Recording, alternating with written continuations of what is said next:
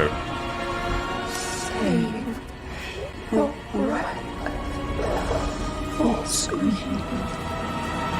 Well, I say every day it's a getting closer to taking a bath with my fucking toaster.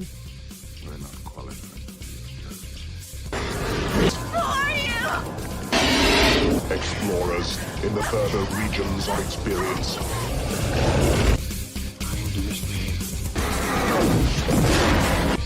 Did you not listen to me? Then the hell with you.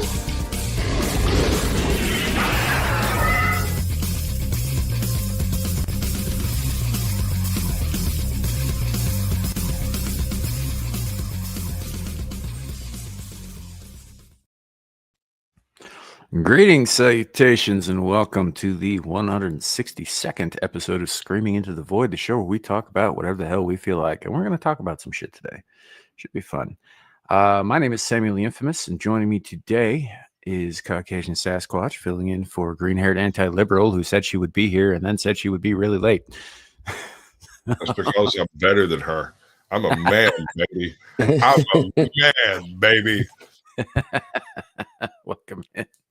We also have with us Abe, as usual. Welcome. Brother. I appreciate it. What's going on? We got Abe's tonight. Everyone's got Abe's. They gave us Abe's. We spread Yeah. that Abe around the internet like Yep. like Abe's. Hell yeah. I smelled some Abe's when I walked in. And in California, I don't even have to tell you them spreading you Abe's. That's a true thing. Look it up. It's funny too. Dark. So, anyhow, welcome to the show. Welcome to the show, ladies and gentlemen. We do have some things we're going to go over today. Some weirdness, some wildness, some science stuff, and some conspiracy theory stuff, and some fashion stuff of all things. So, should be an interesting. Real quick, let's go ahead and greet the chat, and then we can get this show rolling. First up, we got Ardent Party. Welcome in, buddy. Good to see you. Good to see you. Then we've got JB. Hey, JB, last night. So I didn't mean to skip you greeting the chat last night. It didn't show up in StreamYards for some reason. I saw it on the YouTube side, but you know, if it's not in StreamYard, I can't bring it up on the screen. But I did not mean to skip you. So, you know, all that. But thank you for being here. We've got so far North Alabama Cryptid Mr. and Mrs. NAC. Welcome in. Welcome in. Good to see you. Hello, Blindy. Howdy. We've got Thumping Weevil. Yeah. Welcome. Welcome. So far. All right. If you're watching it in the usual places, Sasquatch's channel, my channel, or on Rumble or Twix, let us know you're here. Drop something in the chat, and we'll do our best to acknowledge you. And if I fail to do so in any way, that's just the way the cookie crumbles. I mean, I'm it just is what it is, man. Kevin Bart told me, welcome in. Anyhow, so it's been kind of there's been a lot of shit happening. It's sort of been a big couple of weeks in the world and all that, and we have been blatantly ignoring most of that on this show. And I think for the most part, we're going to continue to do that, at least for now. Big thing, I do kind of want to touch on this just a little bit. I don't have anything to pull up for it, but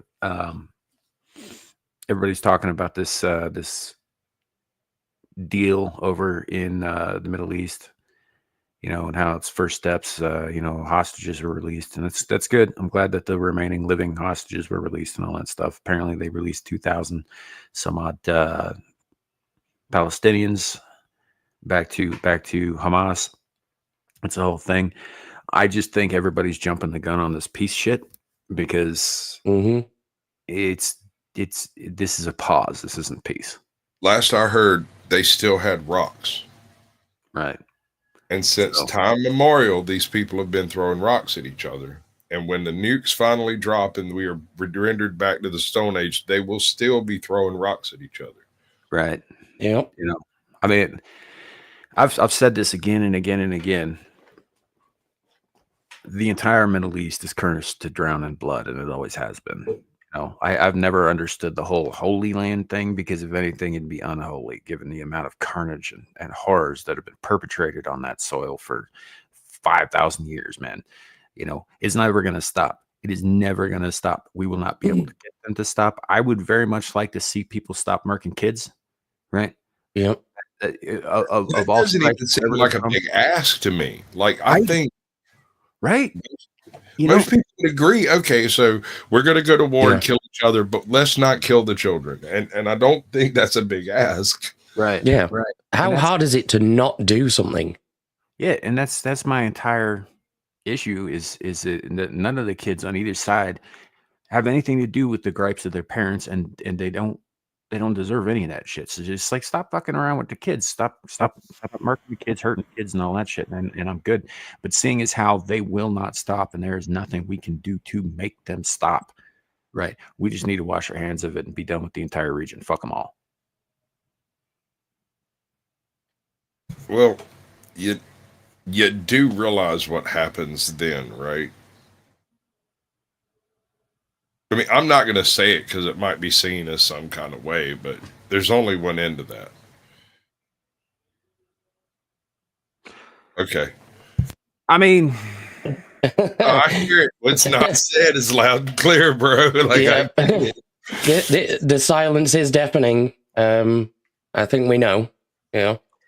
You know, there's peace is a pipe dream anywhere, right? You know, all peace is a reprieve and a time to regroup in between times of conflict. That's all it's ever been. You know, as long as there are human beings, there's going to be conflict. It's just a way of and the nature of us, unfortunately. Part of our evolution. It's just, you know, the idea that really, I hope this lasts longer than fucking 12 days. I just don't think that it will. You know? Yeah, I really do, because I would really like to see kids stop getting hurt. You know, and maybe civilians, like, you remember last year when Iran dumped all those fucking, or maybe that was earlier this year, but they dumped all those missiles on the Iron Dome and all that shit, and only one of them got through, and it didn't explode, and it just landed on that one poor asshole trying to cross the street. Yeah.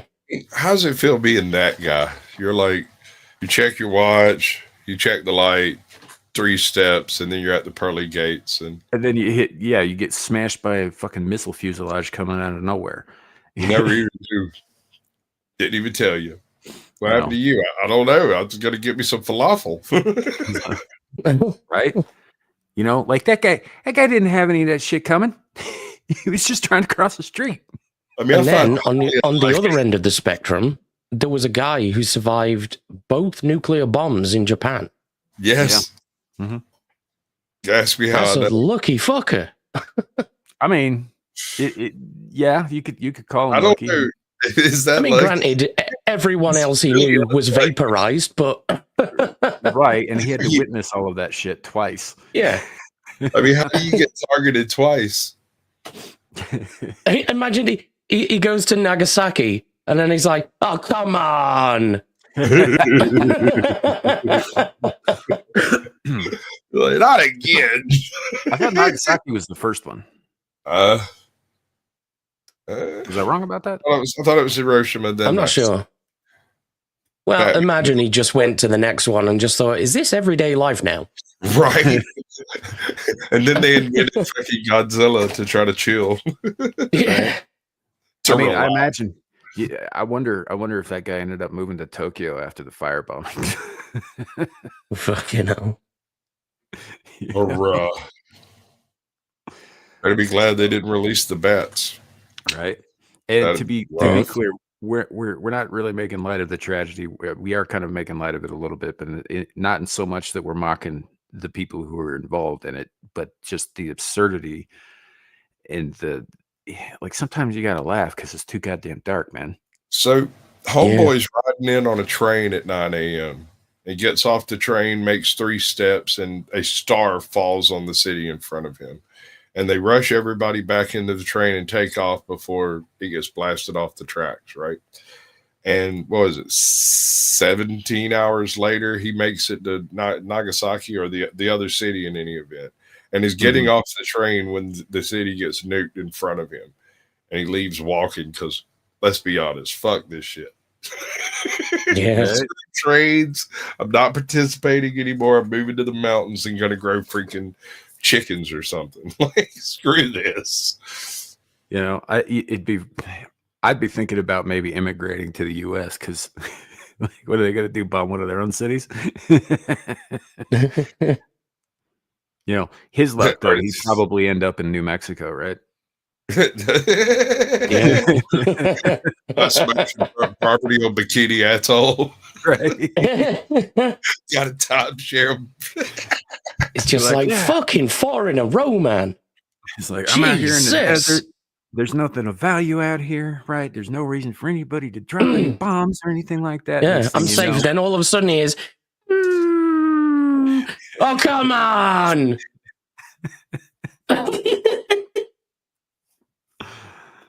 Oh, man.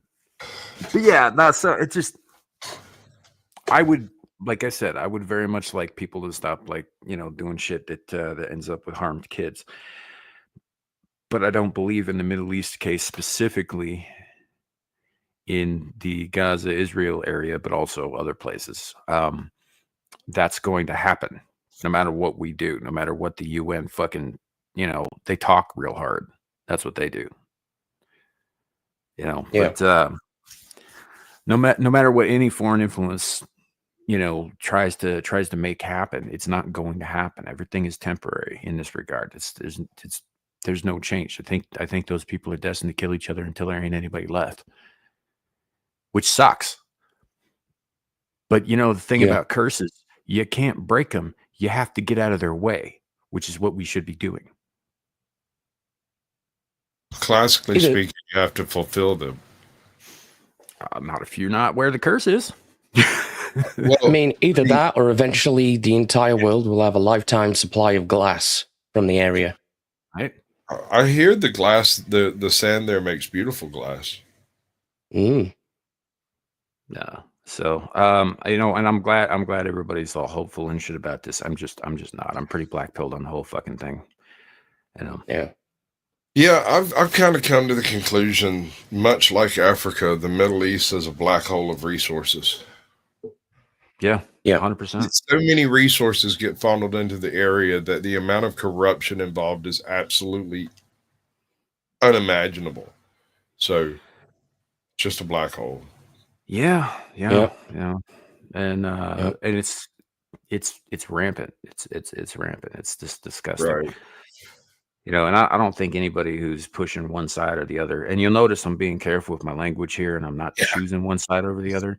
There's a reason for that, because I don't support either of them. I think it's possible for two sides in a conflict to both be assholes.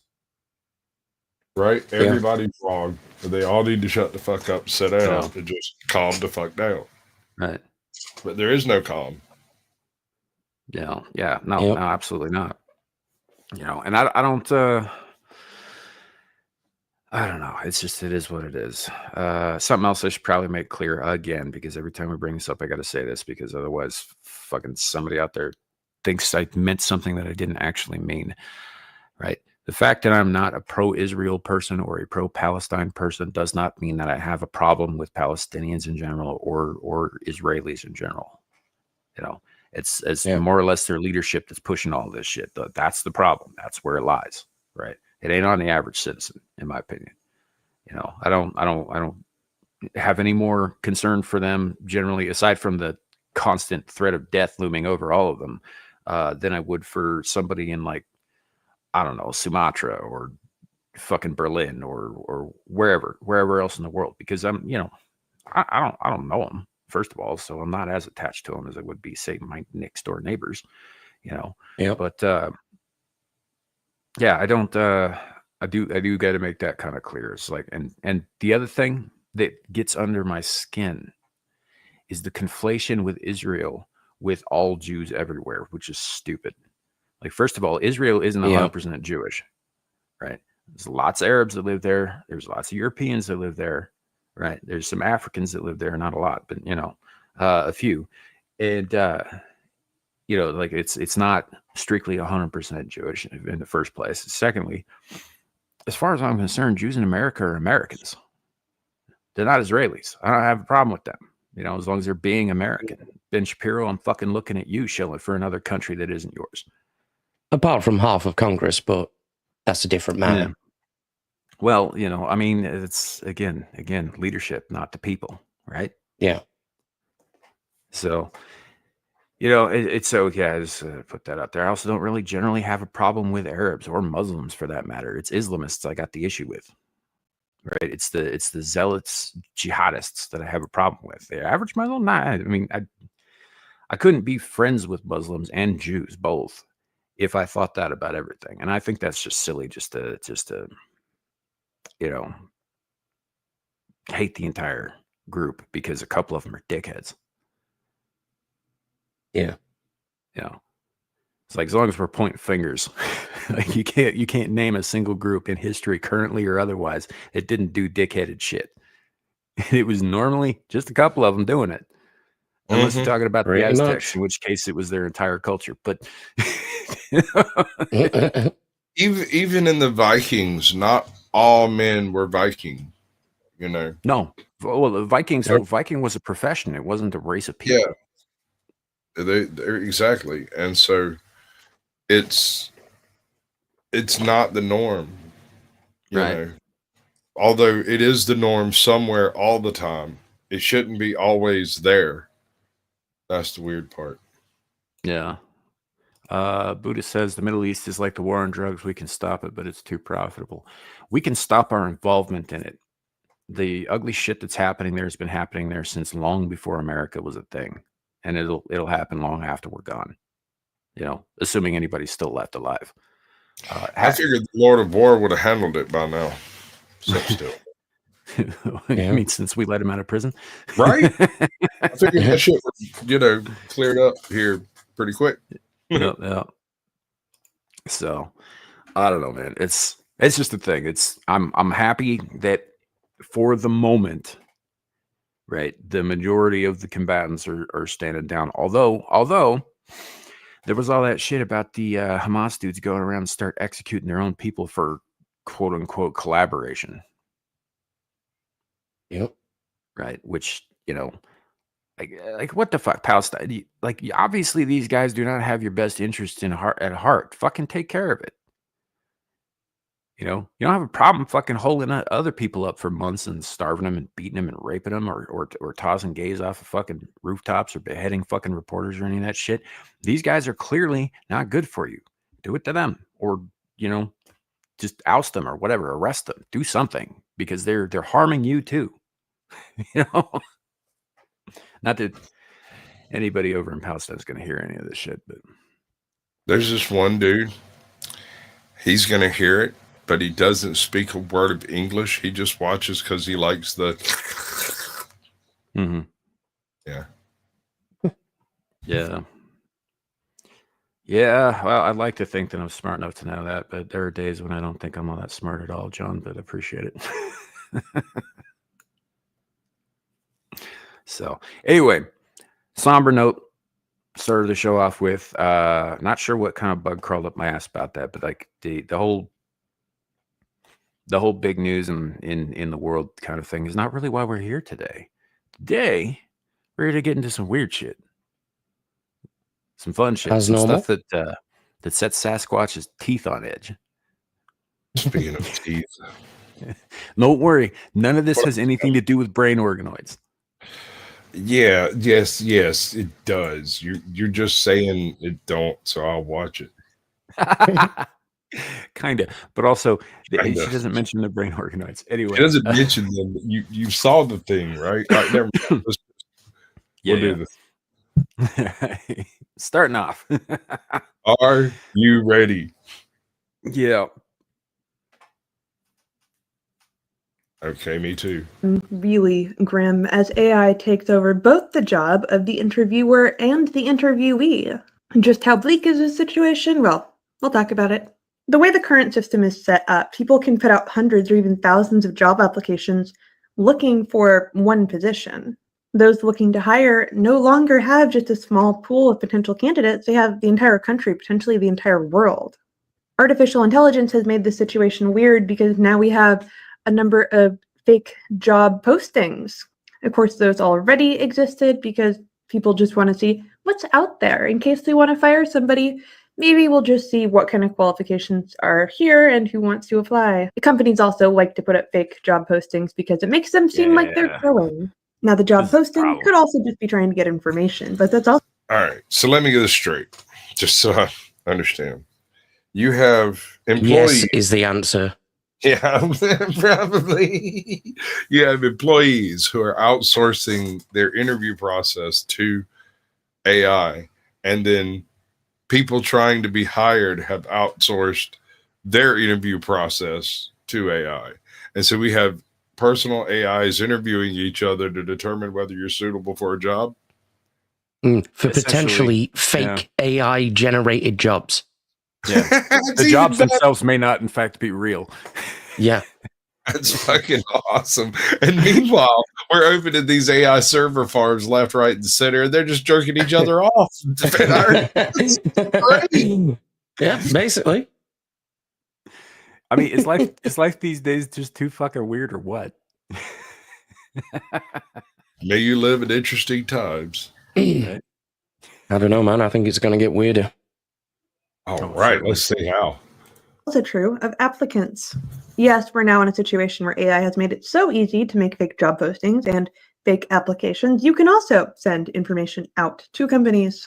Of course, you can also automate AI and have your agent send thousands of job applications anyway.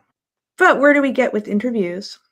Many applicants are reporting that when they are taking an interview, they have their phone in front of them and they're asking AI questions and reading off of it. In fact, there's been advertisements for just this. Some companies, particularly tech companies, are just allowing it. AI is a tool that you'll use in the workplace. Why don't we just let applicants use it? However, on the other side of that, people are getting interviewed by AI. Yep. So a company is first going to take the thousands of applications for their job posting and have AI sort through it. And then their first line of interviews, they'll just have somebody speak to an AI who's going to watch them. They'll be answering questions like some kind of audition tape, and the AI will just watch them. It will, of course, be based on a whole host of data, which may or may not be accurate. How confidently somebody speaks. Do they stutter? How often do they blink? Because your blink rate can potentially tell you if somebody's lying. Or a psychopath, I guess. I mean, it could also mean that they got something in their eye, man. Right? That's Chiba one too hard this morning. Little red eye. Got a little something. No, allergies, anyone? I got this whole issue where I sleep with my eyes sort of open. Right? Yeah, me too. And so if I roll over or whatever, and I don't close my eyes in my sleep or whatever, like shit gets into them, and I'll wake up and I've got an eye that's irritated and red and fucking leaking all goddamn day, and I'm trying to blink shit out of it all goddamn day. Damn. So I don't like it. I sleep with my eyes open, but I stopped that. I actually keep an extra pillowcase in my bed with me so that I can wrap it around my eyes so that my eyes stay closed, because there's nothing weirder than having a dream that's actually happening in the room and waking up. Right. Yeah. No, I did. Oh no, I did. I tend to do this thing like, and I only know this because my ex-wife like has video because she was concerned that I was dead. Because I'll sleep. I'll go to sleep. Right, my eyes don't close all the way; they stay about half lidded, and it kind of looks like I'm not sleeping. I breathe real shallow. I open my mouth just a little bit so my cheeks sink in just a little bit like that, and yeah, I look like a corpse when I'm sleeping. And all that, but the eye thing is mostly the problem for me. Although occasionally, I bet you're one of those snack pack chuckers that sleep with your hands crossed on your fucking chest, aren't you? sometimes I go to sleep like that, but it never ends up the same way in the morning. All right, but watching you. If I did that, I wouldn't get shit in my eyes. But no, the worst part of it for me personally, because like obviously I'm asleep, I don't know shit, I'm oblivious, whatever. is it somebody who's unfamiliar with that? If they see me sleeping, if they get close enough to me, sometimes that'll wake me up, just the proximity of a person, right? And the thing about sleeping with your eyes open is that you don't blink awake. Your eyes don't open. You just sort of come into focus, right? And somebody who's 6 inches from my face staring at me because they think I'm dead, right? If that's the first thing I see when I wake up, I might scream and swing at a motherfucker. Right? They're going to have to catch some of these hands, bro. Rated E for everyone. Right? Which, of course, if they think I'm dead, is going to scare the hell out of them, too. That's happened like 3 times in my life. So I come home from work. I was working night shift, and I come home from work at like freaking 8:30, 9 o'clock in the morning. I come in, and my wife's crashed out in the bed, and she's laying flat on her back with like her hands up. I don't know how to explain it. Anyway, she looked dead as hell. Her eyes were wide the fuck open. And I walked in and like I had that moment of like, oh shit. And I leaned over and looked at her and she focused on me and drilled me right in the jaw, bro. Like I went down like Glass Joe in the first round of Punch Out. Yeah. It's a crazy thing. So now I'm older and I've lived through this a couple of times. So now if somebody's going to be around me while I'm sleeping, which I don't generally allow anyway, but if they are going to be around me, I warn them first. I'm like, you might see some shit. It might freak you out. It's perfectly normal and I'm fine. Leave it the fuck alone. And we thought this was just some like weird quirk of mine, but my youngest kid does the same fucking thing. It has since she was an infant. Jesus. It's part of that old one physiology, sleeping with your eyes open. Yeah, something like evolutionarily speaking. Anywho. From there, what it's really going to do is the same problem that we've always had with AI and people.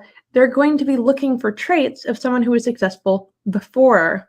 Of course, candidates are pushing back. I mean, it's insult to injury. They can just refuse to be interviewed by an AI and fill a different job. However, we live in such a desperate world that somebody's going to take it. It's kind of the decision that we're at here. Either survive or don't survive. Maybe, I don't know, hiring managers should be forced to look at everyone's application. Maybe if an interview is done, it should be done by a person, because it used to be that I actually don't disagree with that. I think now, that's I don't know about. So when she says forced, I think that's just a poor word choice. I think though that if you're being paid if you're being paid to do a job, you need to do the fucking job. Like if you're a hiring manager, if that is your job, you need to be looking at the fucking applications because that's what you're being paid to do. I think it goes back to the title because all of this falls under this little weird little thing that's come to the forefront recently called human resources. And if there's no humans involved in the resources, it's not human resources anymore. Right. What's up, lawyer chick? Welcome in. So, but yeah, it's not a so much like I don't think we should be chaining them to desks and shit and fucking like prying their eyeballs open with Scotch tape, all Clockwork Orange, but with all right, hold on, job applications on the screen. Let's explore this option. Let's not just discount it out of hand. Just get some of those little hooks that hold the eyeballs open. No, but I do think that they should be doing the jobs. We shouldn't be having fucking machines do the jobs because number one, the machines make mistakes based on fucking tiny variations in data input, right? But they're not going to be getting everything correct. And at a certain point, we're going to get to a point where she's talking about okay, if I don't want an AI to interview me or whatever, I'll just go somewhere else. But the very convenience of it means more and more hiring people are going to be using stuff like this, right, to process like far much more applicants than they would be able to do on their own. I get the convenience of it, but that's the problem, is the convenience is the lie that sells the poison. Yeah, because eventually if this keeps up, everybody's going to be using AI, and if you are not willing to either use AI to interview or to or be interviewed by an AI, you're going to be shit out of luck. You're going to be out in the cold. This is why farms exist. Yeah. But farms are going to be automated soon enough too. I'd like to see that. I mean, I'm dead serious. Like that could be revolutionary if we could actually like mechanize the growing of freaking potatoes fully. Revolutionary. And we're quite a bit of the way there already. True, but there's certain limitations. Like, and this is you don't even really want me to go off on this. That'd be an hour and a half explanation into heirloom vegetables that I'm not prepared to spend right now. Yeah. Right.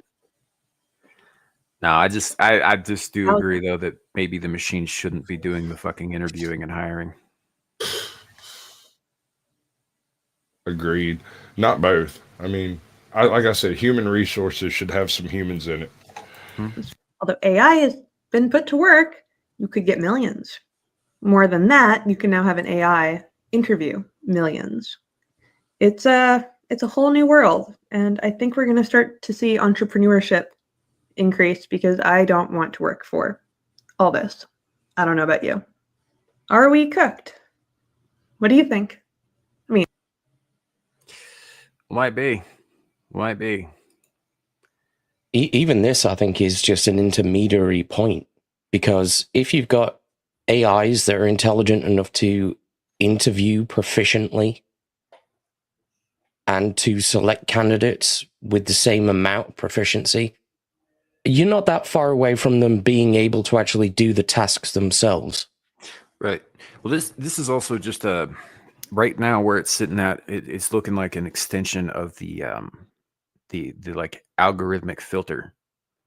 Right. Yeah. Like, you can filter out keywords, or you can have it like highlight specific keywords and all that, and that'll bring either drop an application off or bring it to the forefront.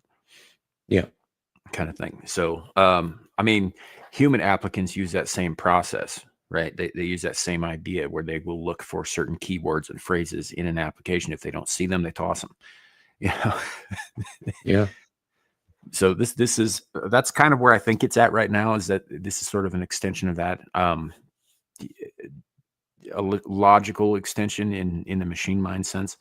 But when it starts being able to just make decisions for companies, right? I think then we're in trouble.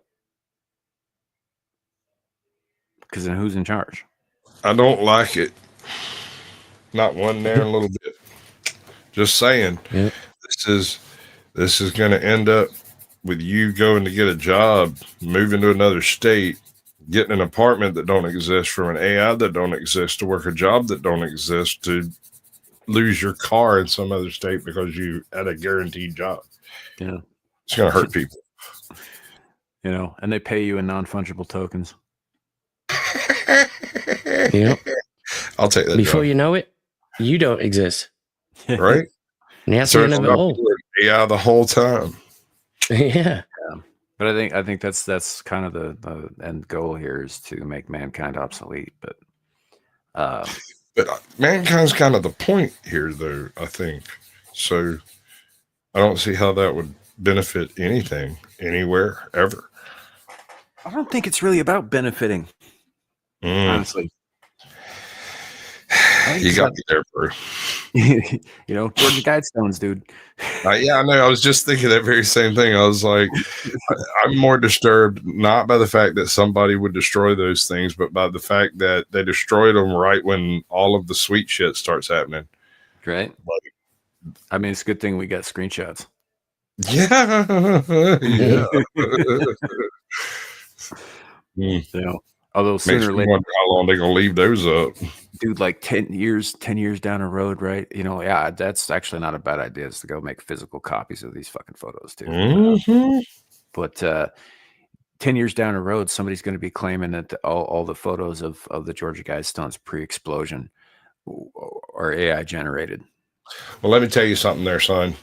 I went and poked my little fingers all up on it, and they are not, sir. Oh, I agree with you. I'm saying somebody will claim that shit. They'll say it's fake news. They'll say it didn't happen. They'll say it never existed. It was there. I poked it.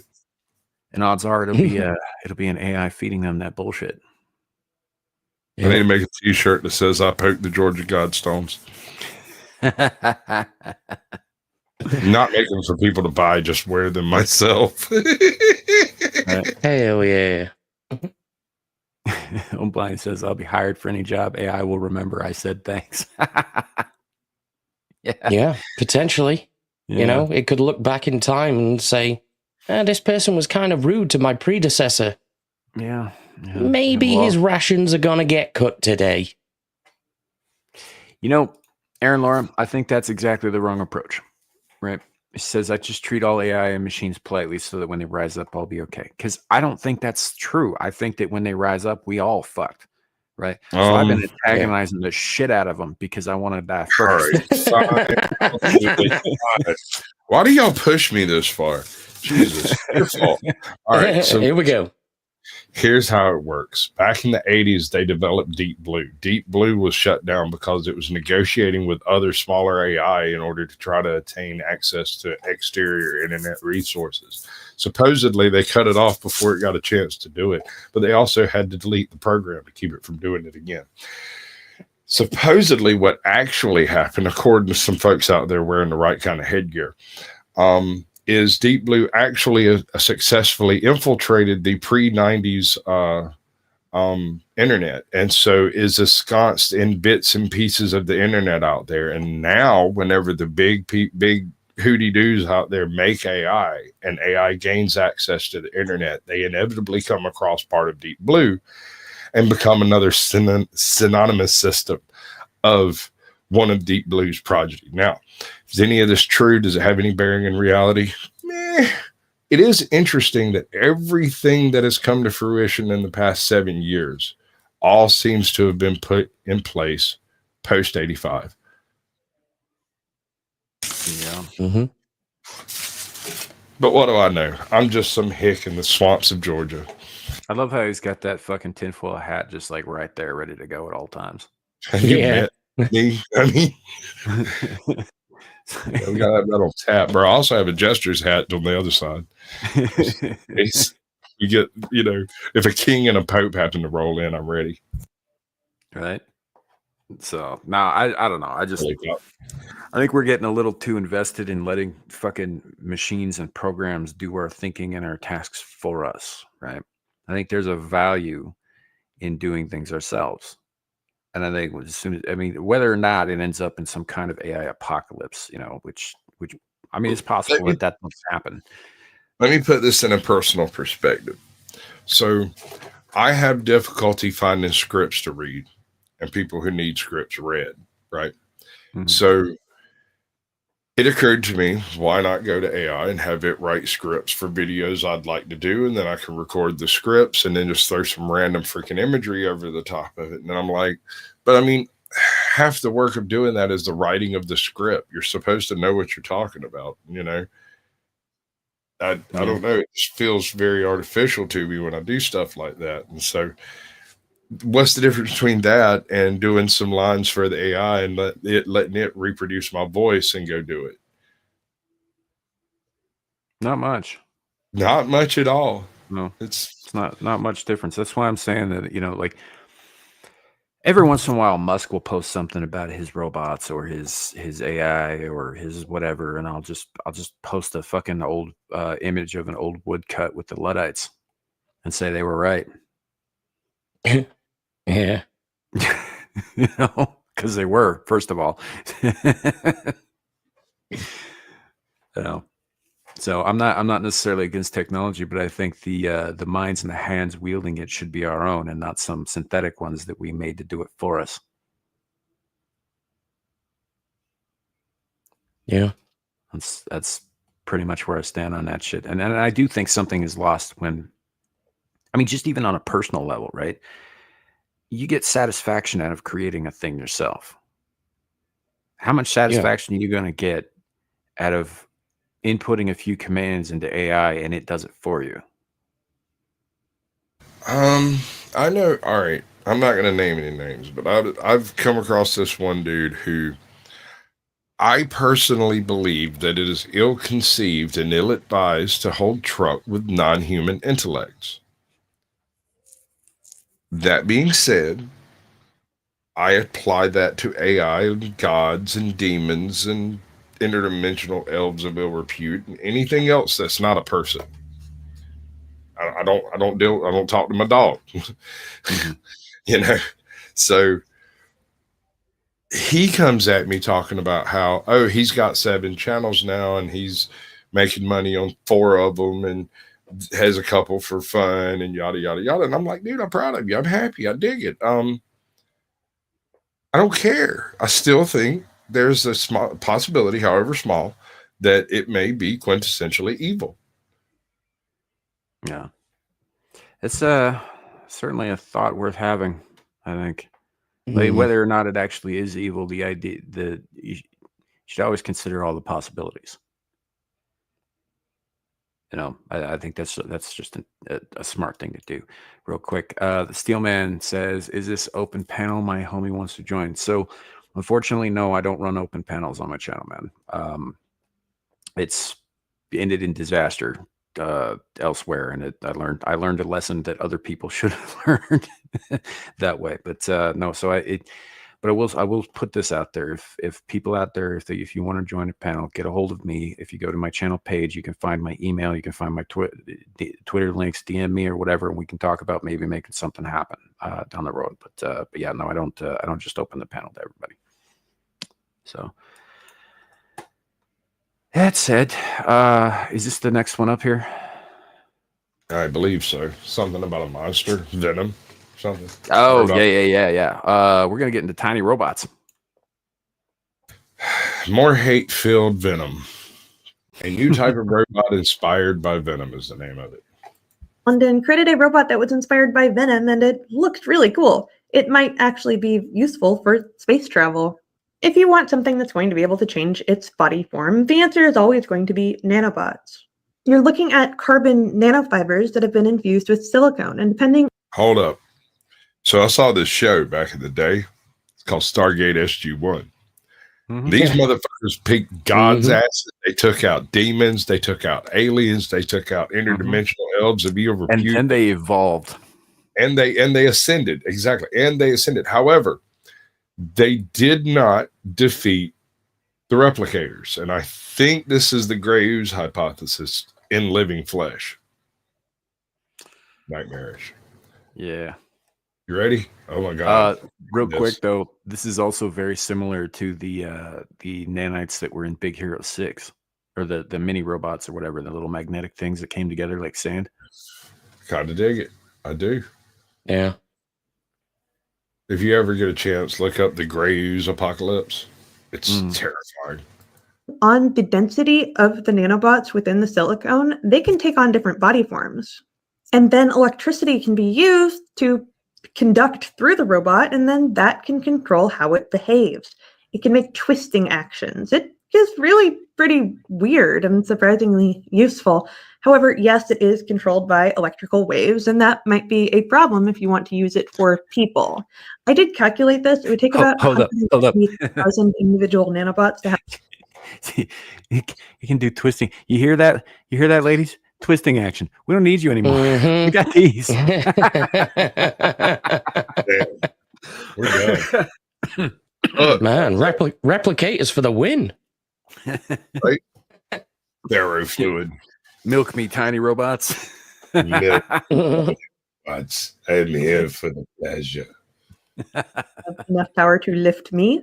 Essentially, each individual is about as strong as a fly, and that makes me think it's going to take about 170,000 flies to lift me. I'm concerned, and I think I got to redo my math.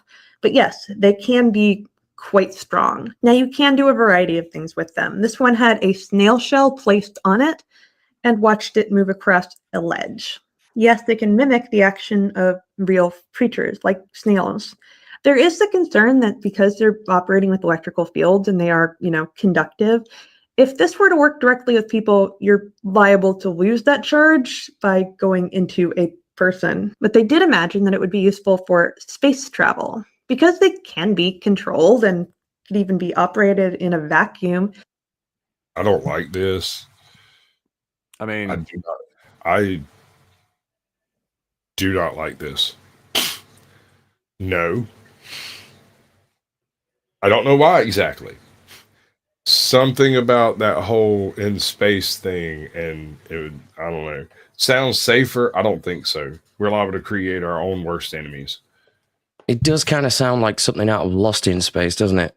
Like some sort of alien creature you would encounter, and then you realize it's not even real. It's not alive.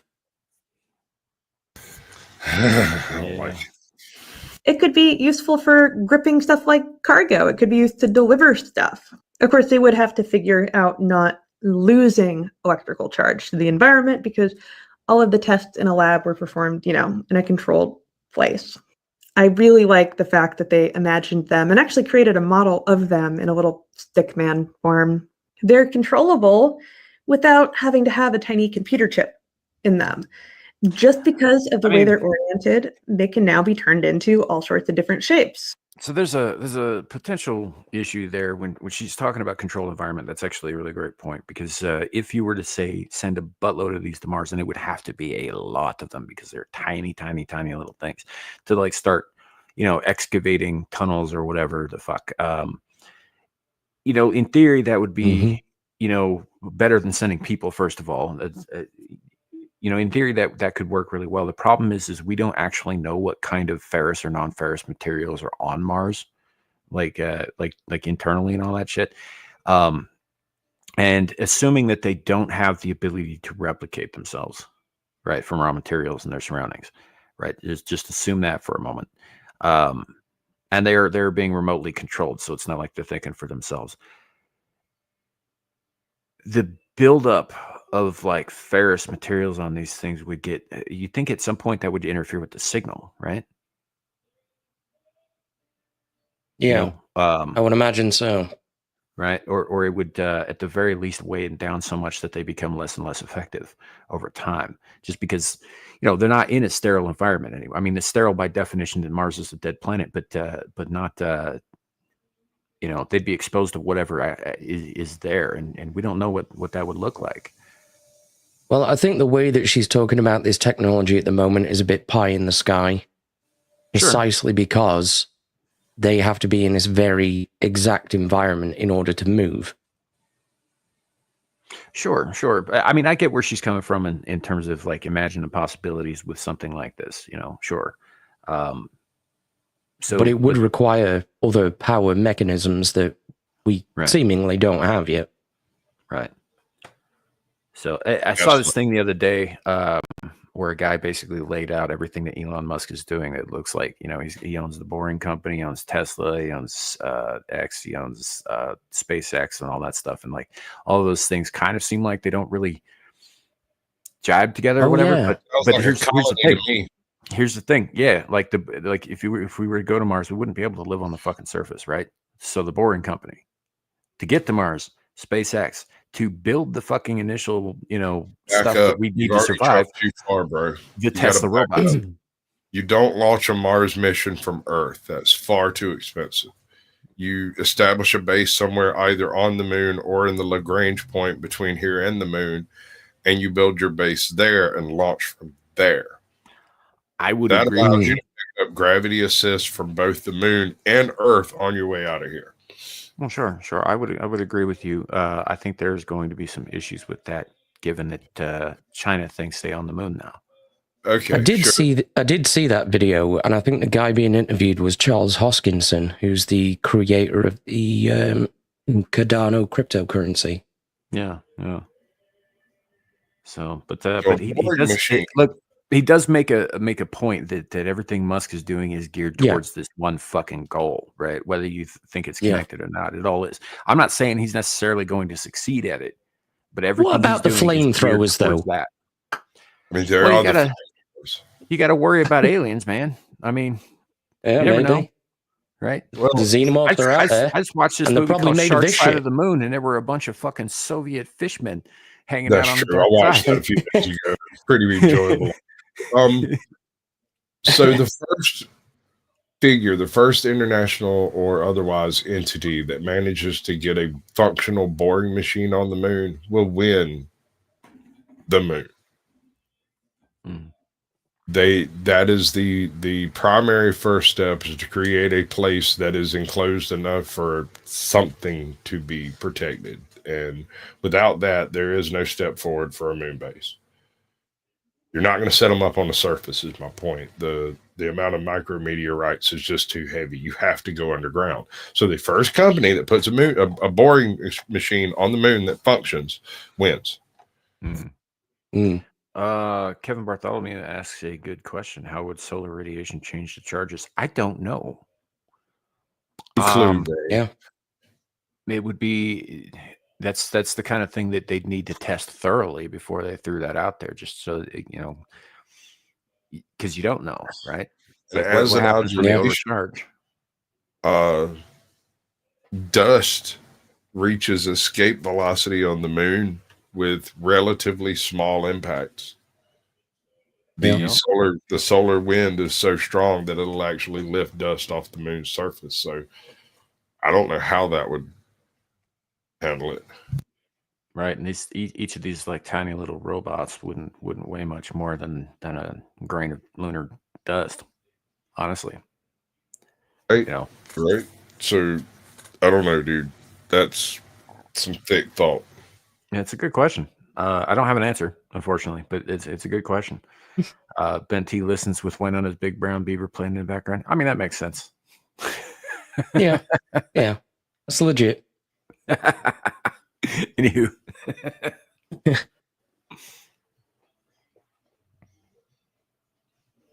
Let's get it on.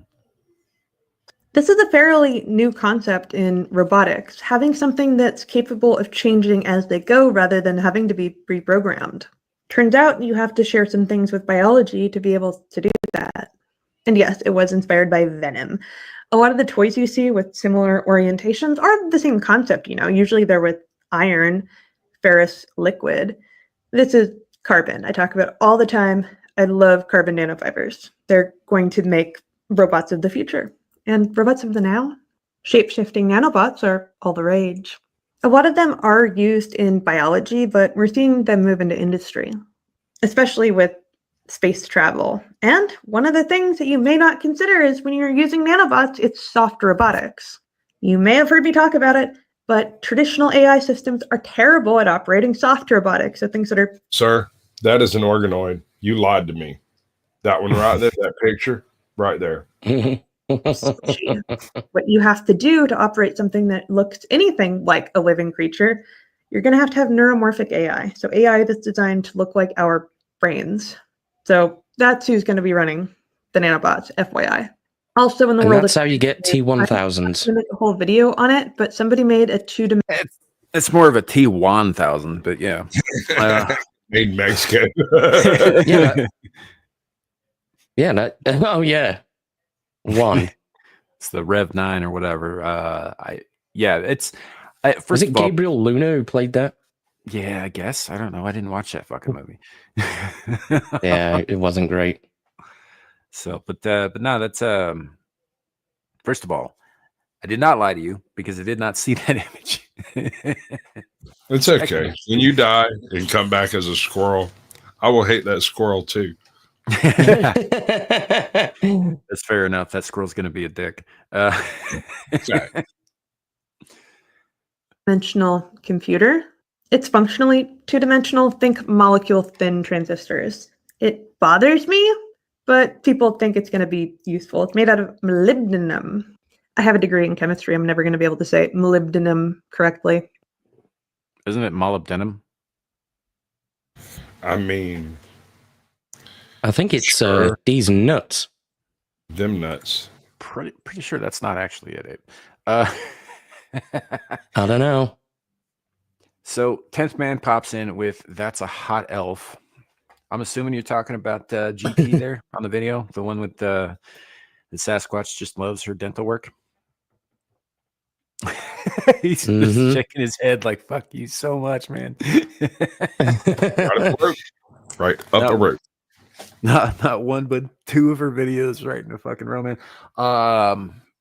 For those of you who are interested in more of her stuff, her channel link and links to both of those videos are in the description below. I am trying to get better about crediting people when we show their fucking YouTube shit. Whether or not we agree with their stuff, they deserve to be credited. So that's what I'm doing here. I'm just announcing that now. Yeah. Otherwise, yeah, I don't know. I'm curious about where that's gonna lead down the road. I wonder at some point if I go and I fail an AI like interview with like I don't know, some kind of charisma check or whatever. If they're going to send this army of tiny Ferris like nanobots to my house to correct my spelling or my attitude.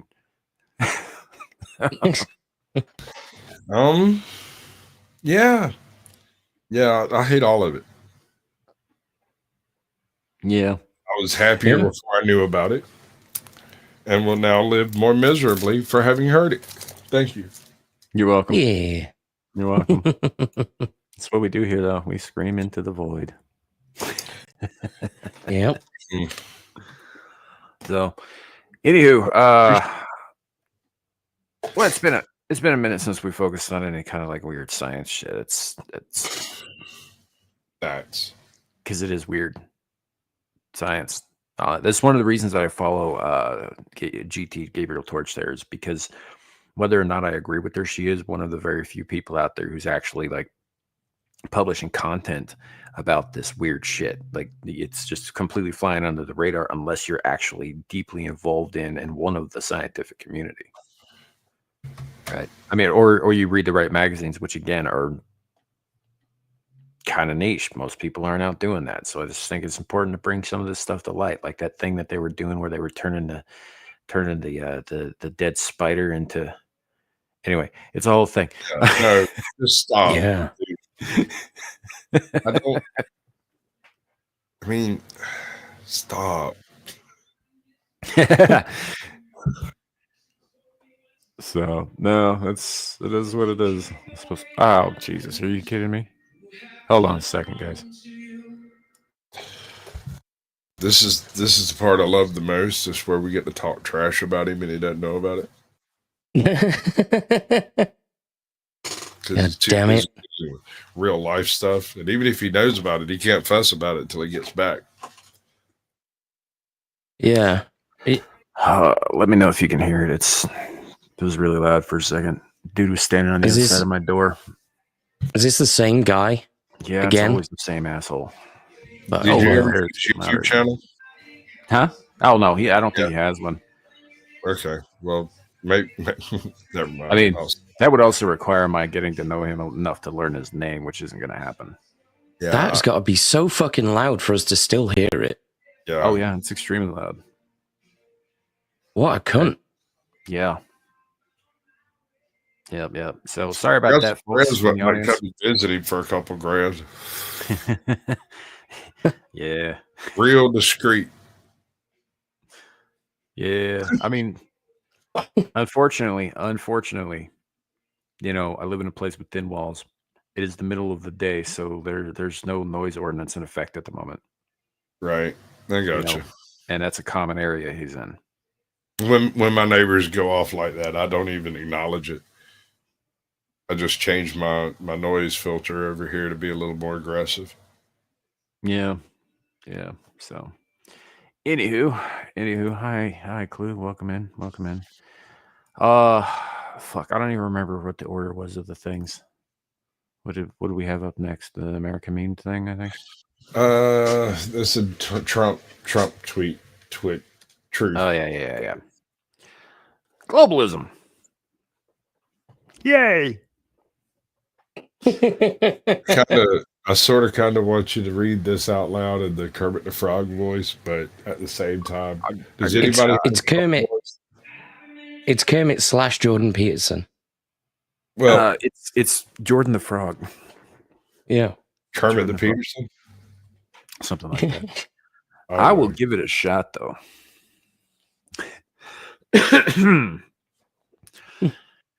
I am outraged that the International Maritime Organization is voting in London this week to pass a global carbon tax. The United States will not be standing for this global green new scam, tax on shipping, and will not adhere to it in any way, shape, or form. We will not tolerate increased prices on American consumers or the creation of a green news scam bureaucracy to spend your money on their green dreams.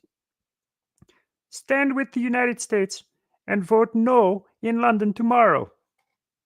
Thank you for your attention to this matter. Nice. That's great. That's so good, dude. Like, you should do at least one of those a show for shorts, if nothing else. we could probably, if I remember to, like, it's something I really need to practice because it started out strong and all that stuff, but I haven't done it in a while, and it did. I don't know. It sounded fucking off coming out of my mouth here just a second ago. So I probably do need to like practice it and refine it and whatnot. But yeah, the main thing here isn't so much Il Donaldo Trumpo, but a global carbon tax, right? Number one issue that I have with that is how exactly do they intend to enforce that? Yep. Especially without the backing of the United States, which clearly they're not getting from this. Once again, it's the Dave Chappelle skit where he's addressing the UN, and he's just like, "Where's your army? Oh, that's right, you don't have an army. So why don't you try? Shut the fuck up! Shut the fuck up!" Right?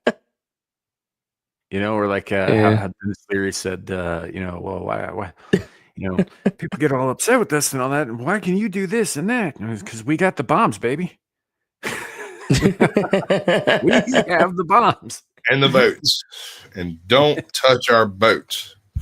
Yeah. Yeah. Because the term fuck around and find out was developed about our boats. Do you remember that bit where Iran like went and fucked with one of our boats back in like the 60s or whatever, and we obliterated like half of their navy in a half hour? Yeah, it was a momentary oversight. Yeah. Oops. Yep. Don't touch our boats. There's a really great video on that by the Fat Electrician. I highly he does a great job. He literally breaks it down minute to minute, and it takes less than 15 minutes for him to go through it. Yeah. No, it's good times. But yeah, no, this whole global carbon tax thing was like, we know who's behind that shit. We know who's behind that shit because we know who Keir Starmer fucking answers to. Right? Yep. Davos is behind that shit. This is all ties back to WEF. It all ties back to those assholes, right? Which we haven't gone in on them in a minute anyway, so it's probably time. But this is a thing, right? Officially, the WEF is an investor group and a think tank, right? It has absolutely no political authority whatsoever. Officially, the UN is also not, despite the fact that they talk like they are and people look to them like they are not, in fact, a world governing body. They're a committee of people who sort of loosely, sometimes occasionally agree to, think about things maybe the same way. But that's all they ever were, a committee. They have no real power, right? Even if, like Shadow brought up something a couple of shows ago, where he was saying that if two parties are involved in a conflict and UN's trying to get between them to resolve said conflict, if one of those parties says, "Hey, we don't want you involved," they, by their own bylaws, have to fucking pack up and leave. Right? They have no power. They have no authority whatsoever. There is no world government. It does not exist. There is no such thing as international law. It does not exist because it is unenforceable. Yep. It's a total mess. Right. Pointless. So anybody tells you that shit or tries to institute a global tax on anything, right? You can't enforce that. There's no way to do that. Oh, what are they going to do? They're going to start taxing China? You think China is going to fucking pay? By far the worst offenders in terms of emissions? I don't know, man. I mean, they're really powerful. They've got a huge fleet of fishing boats. Yeah, they're also a nuclear power. So there's that. Hold on. If you take those fishing boats and you load them up with armed troops and march them over here, they'll never make it. But if they do, that's an awful lot of Chinamen with guns. Yeah. Assuming the guns work. They might be able to take, I don't know, San Francisco. Yeah. So, see, Clue, when you talk I don't about know. Interpol is a joint task force. They're still only allowed to operate within countries that allow them to. Yeah. Right. They don't actually have the authority to just barge into a country chasing after somebody, unless that country's government gives them permission. Here's the odds I would give China, right? The entire Chinese military versus 6 heavily armed rednecks. On meth. On meth.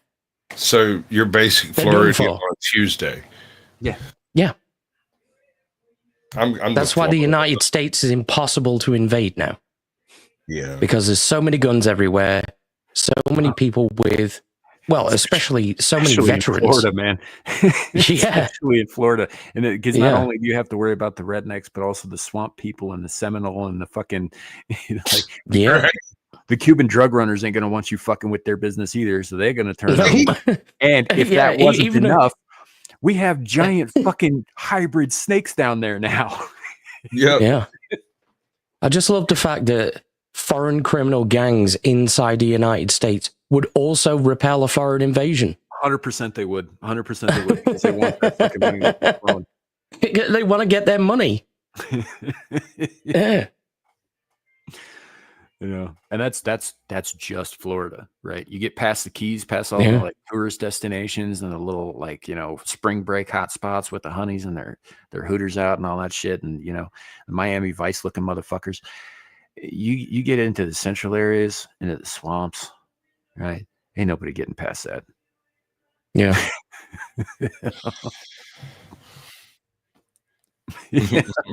I got nothing for it, bro. Yeah. You remember in what was it? San Andreas Vice City? No, it's Vice City. In Vice City, there was this guy that would come on the radio and he would talk about digging a canal to freedom to separate Florida from the rest of the U.S. Mm-hmm. I've always really had a soft spot for that guy. We dig a canal to freedom. We're going to separate the most incestuous and terrible land away from the greater U.S. They are holding us back through all of their inconceivable corruptions. It's just fucking beautiful. A canal to divide us from the transgression. It's beautiful, dude. Right.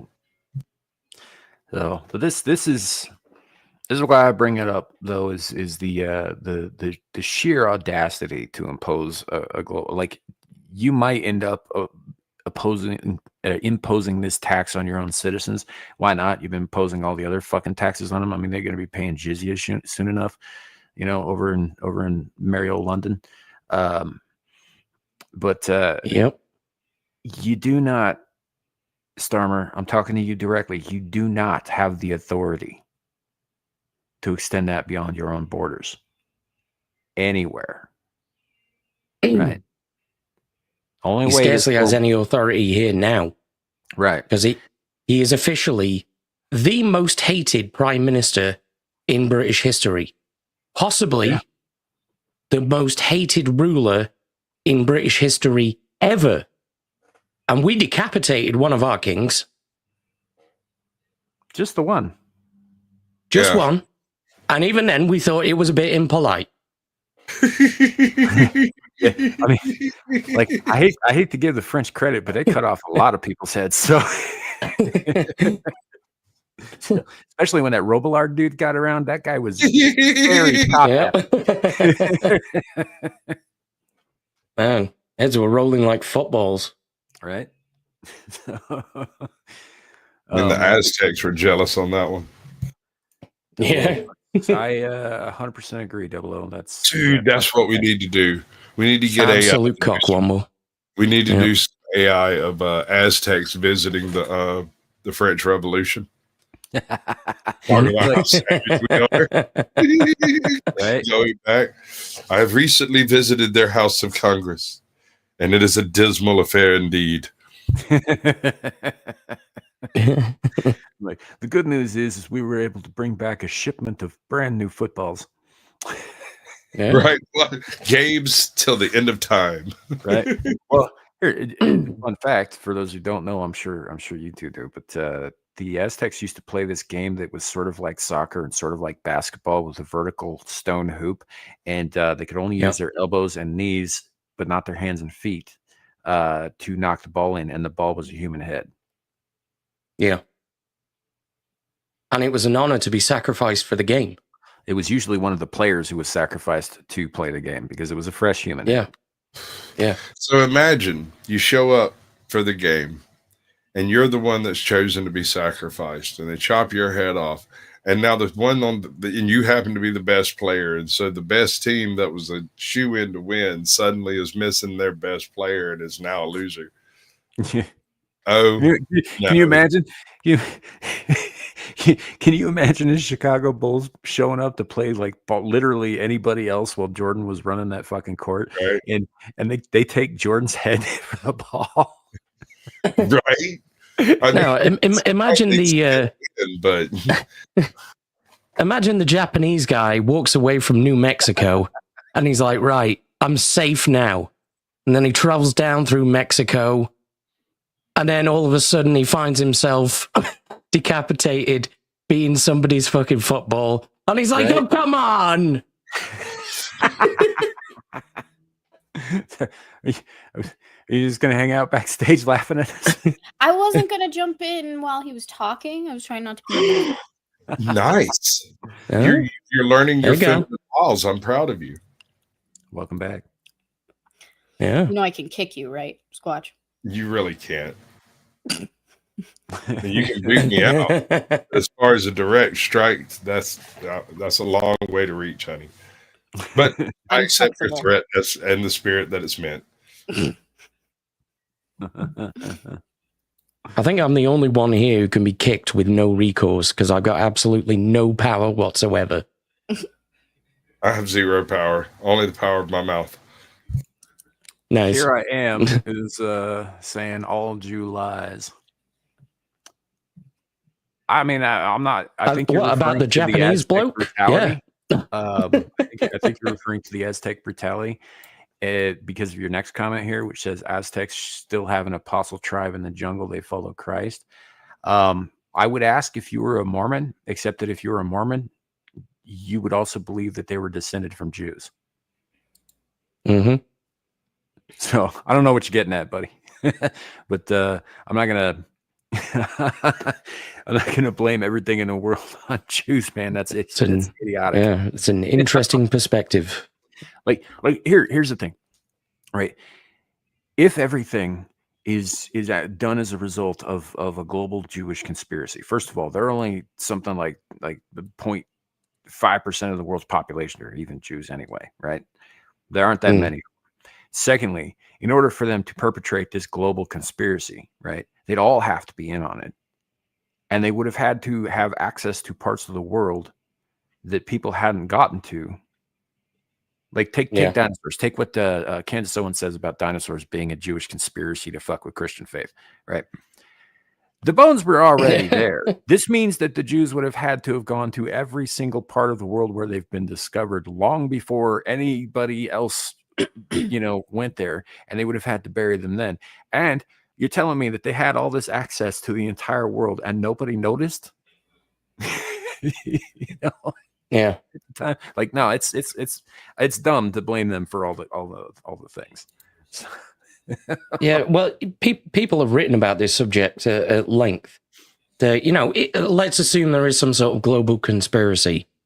There'd have to be an awful lot of non-Jewish people in on it.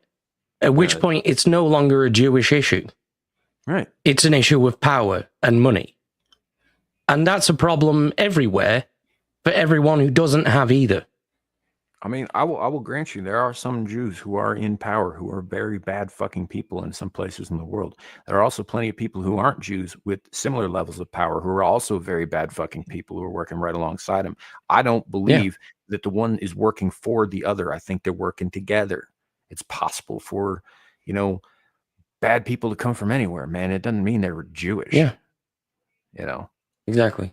So that's just my opinion on it. It's like, I don't know. I mean, they may be disproportionately represented in some of those circles, but that's by the by. That's true. And there are certain industries where they're absolutely, at least in the United States, absolutely disproportionately represented. Sure. I think that's the DEI problem, right? Well, I think some of it's always been that way. Like Hollywood was founded by Jews.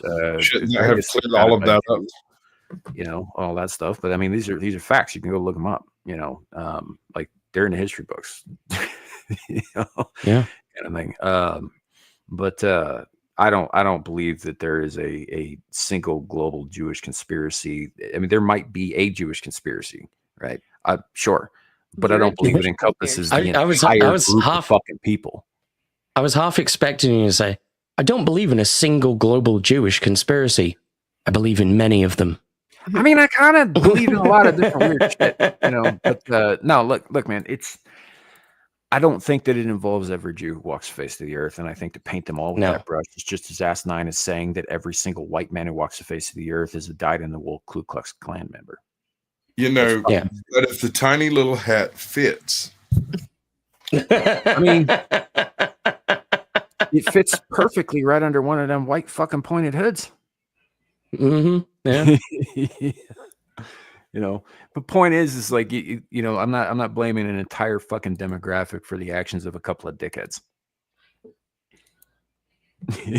Have you considered it though? I mean, you could. You could. I mean, I could do that. I'm not doing that. I just don't think that that's necessarily a true thing. I also don't blame it. Like, there's a lot of back and forth about who was really responsible for 9/11. Like, was it the Muslims or was it the Jews? Right. I think that there's probably plenty of fucking blame to go around, but I'm not blaming the entire Arab world for that either. If it was the Muslims, I'm not blaming the entire Jewish world for that either. If it was the Jews, clue in the chat. All whites aren't part of the Klan. Receipts. I mean, look, man, I can't point to my own family because a lot of those guys are really fucking racist. But yeah. But I mean, I've talked about this before too. My great grandfather bought my great grandmother. Yeah. For cheap. Yeah. For about $350. Well, it was some beads in them. That's Jeremiah Johnson shit. Yeah. Anyway, I'm not gonna continue to argue about this. I just think it's dumb to come in and say it's all the Jews all the time.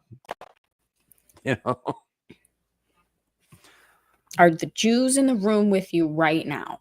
I mean, some like on occasion, yeah. Like, I happen to know a couple who were, all right people. I know a couple who aren't too. They're part of the conspiracy, sir. Right? I was like saying, like, like, oh, I got all these black friends, and they're definitely gonna fucking mug me and take my fucking shit at some point. Right? And also none of them know how to change the fucking maybe not there and then. In fact, they're not going to do that because I'm going to build myself a moat because we all know they can't swim, right? You see how stupid that sounds? Alligators. There you go. Alligators. Definitely getting some alligators.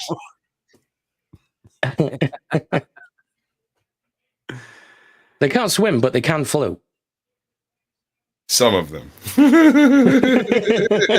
I resignated myself after infiltrating to preach the gospel. They hate when you say Jesus was black. Well, he wasn't. So there's that. Yeah. So, I think he means that in a way that he's saying it to like antagonize them. Yeah, I can see that. I'd show him say he was black and then show him a picture of Korean Jesus. That'll throw him off. Yeah. Yeah. So And let's get Amira's expertise. Amira and I do not agree on everything. I'm just putting that out there. Like she and I do not agree on everything. Yeah, Sam's just subservient. I don't start shit with her on her channel. Mostly if we have a disagreement, we talk it out, privately, because we are friends. Which I might point out, although she doesn't really like these jokes very much, but she does roll with them when she can. When I say that she gets mad at me and that I got to watch my mouth because she might drop a couple of planes on my house, right? That's just a joke. It's not because she's a Muslim. Yeah. It is because she's a Muslim, but it is just a joke, right? See, I'm not judging her for the actions. I'm just making fun of her in a stereotypical way. I can do that. Yeah. Because I said so. Let's move on. Let's move on to the next fucking thing, man. Are you sure? You seem to be having a lot of fun with this one. I'm going to stop talking. I think now. I've seen this one too. Rubik's Cube has been solved faster and faster every year since it came out, and it won't be long before they can solve it in negative time, enabling people to travel backwards in time using the Rubik's Cube. The maker of the Rubik's Cube, Mattel, intends to use that to travel back in time to when they manufactured them, and the ones that they've already sold, they'll take those from the past, bring them into the present, so they can sell them at 100% profit. The problem with this is it's great for capitalism, but that additional weight of all those Rubik's Cubes will shatter the Earth's mantle, causing the Yellowstone volcano, super volcano, to erupt, which is going to send the entire world into a volcanic winter that could last a century or more. So our solution is we're going to create the Robux Cube, which is a lightweight alternative to the Rubik's Cube that lighter weight might not shatter the Earth's mantle, and we can solve it faster. We can travel back in time before Mattel, get the Rubik's Cubes, go back to the Jurassic era, put them in space, and they'll replace the meteor. So, how high were you when you filmed this, Squatch? Look, do you know what? After hearing that, okay, it was the Jews. You know what? I'm curious now. Who was the original CEO of Mattel?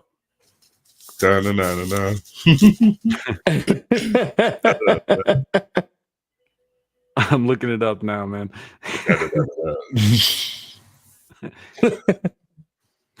Hello, Mia. Welcome in, darling. No.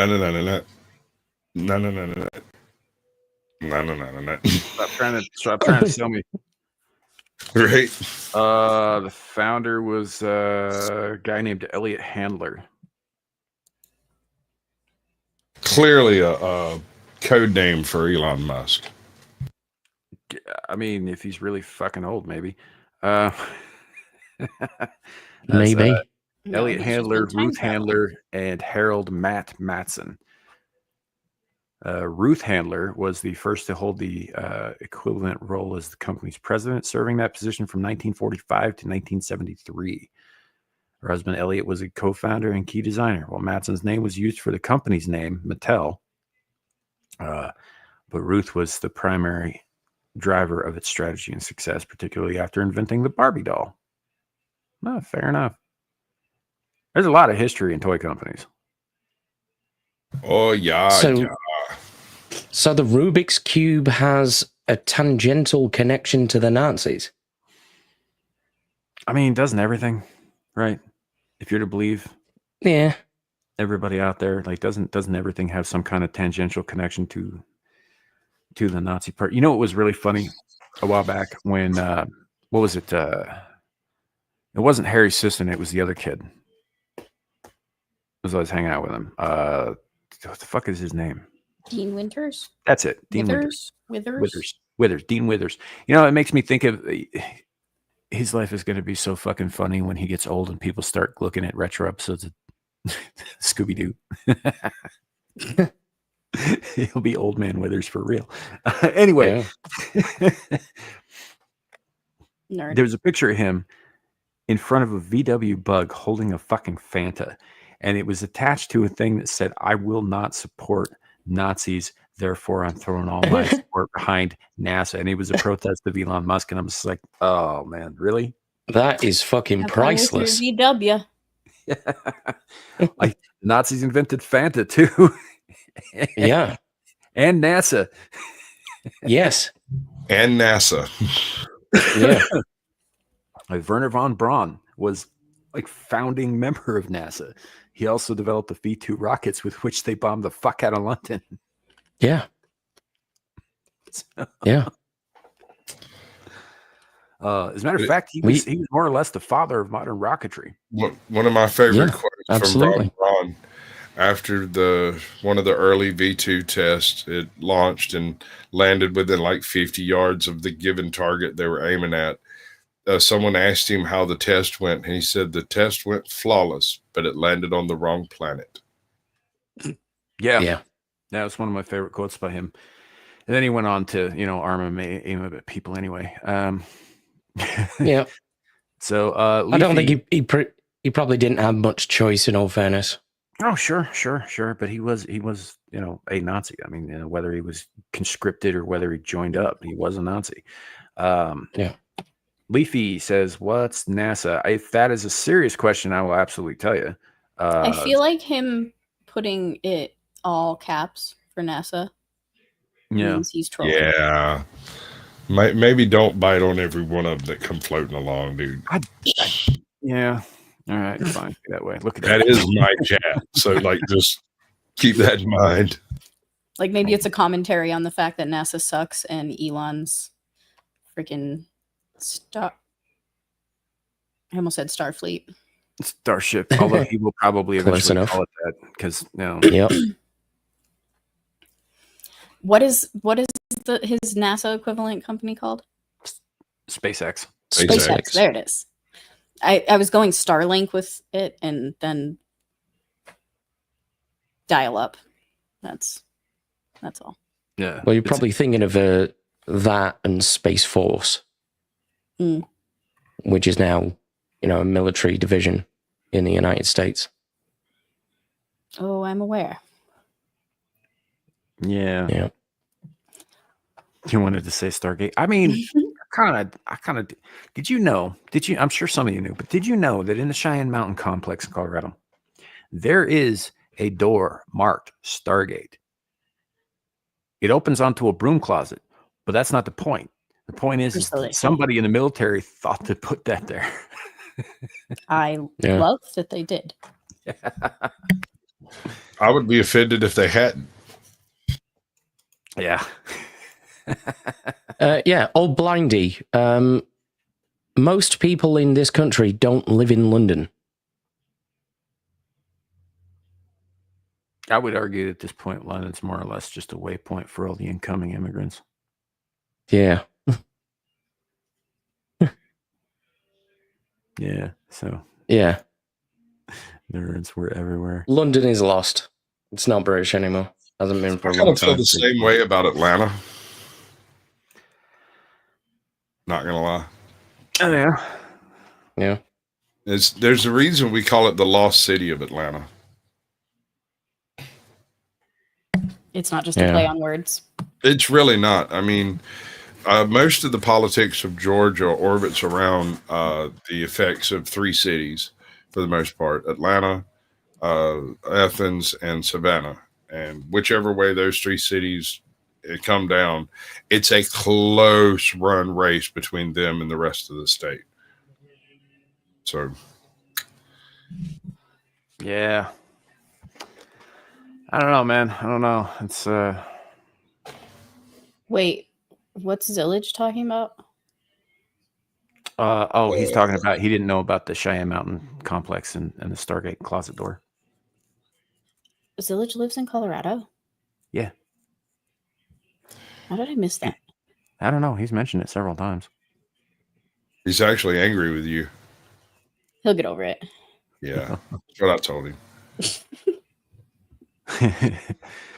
So, but it's it is what it is. I don't know. There's some places that are just fucked, and we let them get fucked, and they're not. There's here's the thing about being fucked: you can't get unfucked. So, what do a virgin and a soap bubble have in common? Uh-oh. One prick and they're both gone. I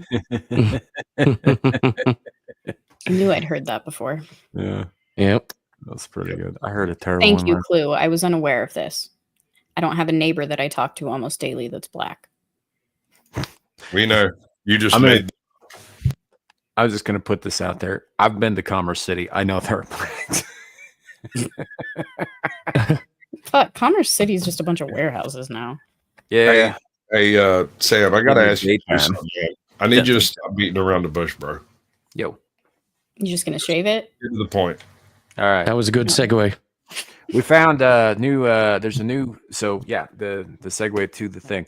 Kim Kardashian is launching a new line of specialized underwear, one of which I think will benefit Gal greatly on account of her missing bush. I hate this. We found it. Congratulations, boys. This, ladies and gentlemen, is a thong with fur on the front.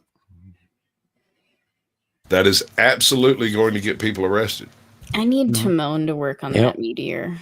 That's right, Arden. Merkin wear.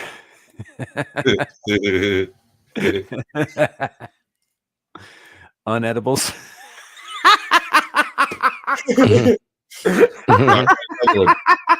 Tell me this. What sound do you hear right before pubic hair hits the floor?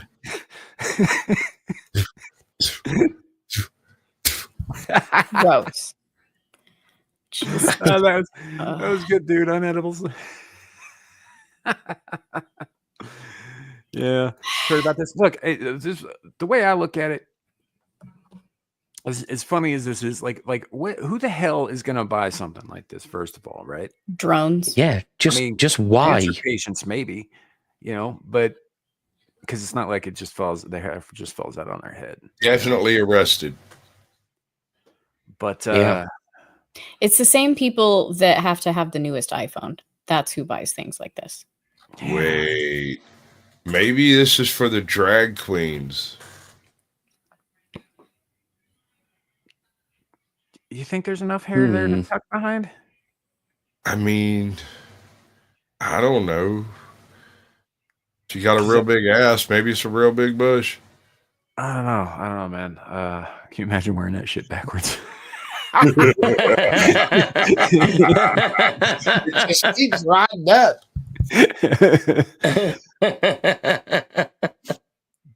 But yeah, it's just I don't get who, like, look, if you want pubes, ladies, just fucking grow them. It's like it ain't gonna hurt nobody. It's just hair, right? But unless you're on a movie set trying not to show off your actual genitalia or whatever, like that's the only purpose for something like this that I can see. And they have merkins for that. They've had merkins for that for like fucking 60 years. Yeah. So. Yeah, I just don't get it. Right. I didn't. And of course, it's a Kardashian doing this. Like, look, bitch, I know for a fact you don't shave. I got it. Just saying. I got it. Hold on. Aaron just inspired me. It's a feminist superhero wearing these over their tights named Man. Yeah. Oh man. Yeah, and that's I misspoke earlier. What I meant to say was I know for a fact that she does shave. So the whole world knows. Now, so much for that, Ray J. Here I am. Face masks for Antifa. That's a fucking great one. Yeah. I know. That's good. Yeah. You shit on my god. Ray J filmed it, showed everybody. Yep. I want to be in the timeline when he didn't do that. And then maybe we'd never know them at all. I mean, I suspect the world might be a better place for that. Yeah. Maybe.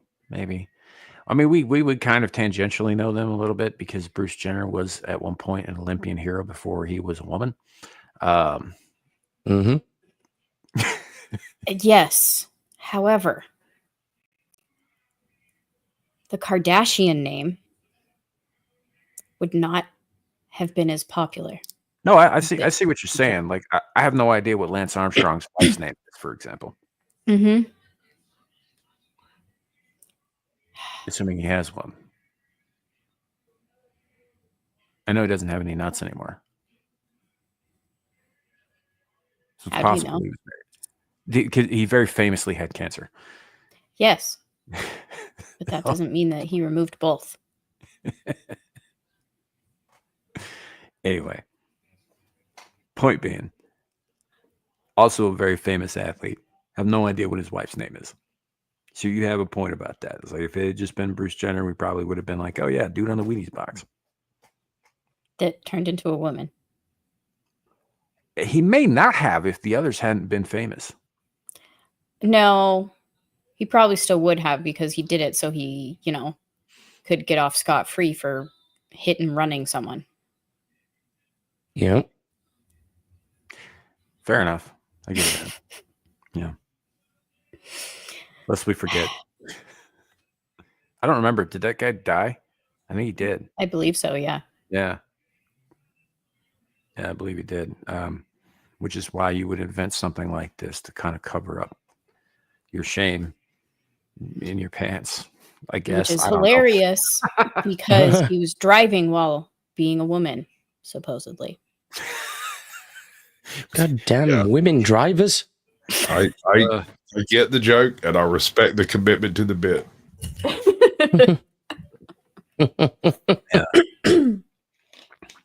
Never drive while being a woman. I mean, Bruce won Woman of the Year, 1938. Hitler won Man of the Year. I don't put a whole lot of stock in Time magazine and their opinions of people. So. In all fairness, in 1938, he was the shit, man. 1939, not so much. 1939, things went hard in the other direction. Yeah. Not the other direction. I mean, it's pretty much the same direction. It just, that hill got real steep real fast. Yeah. He went from based to meth-laced. And then syphilaced. Yeah. Did I ever tell you my theory on that? Native Americans defeated Hitler? Yeah. Yeah. It's a good one. I don't know. Maybe it bears repeating. Maybe. Fun fact, y'all, in the chat. Smallpox may have been brought over to the Native Americans by Europeans. That is possibly true. I mean, smallpox's origins are from, I think, Central and Eastern Europe anyway, right?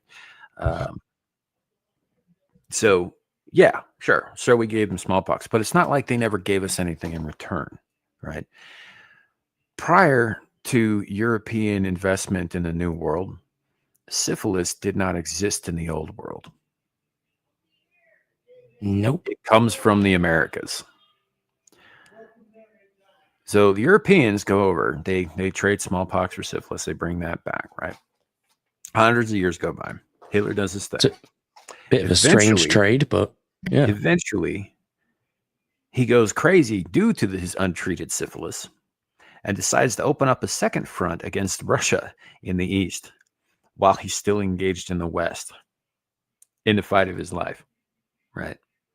In the fight of all of his people's lives, as a matter of fact, which I think was the key to defeating him. Had he stayed focused, had he not turned on his Russian ally, I mean, eventually they would have turned on each other anyway, but had they not stayed focused on the goal, they very well might have won that war. And if they had done that, eventually the Soviets and the Nazis would have been at each other's throats in a power struggle. But it was his choice to turn on them first, right?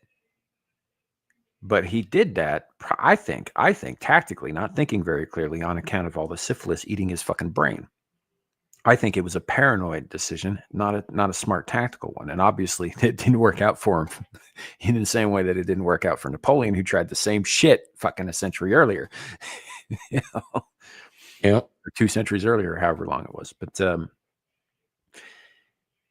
and it was due to the fact that the Native Americans gave European syphilis, which then found its way back to Europe and eventually found its way into his system and making him crazy, making him make one stupid, colossal error right at the brink of winning everything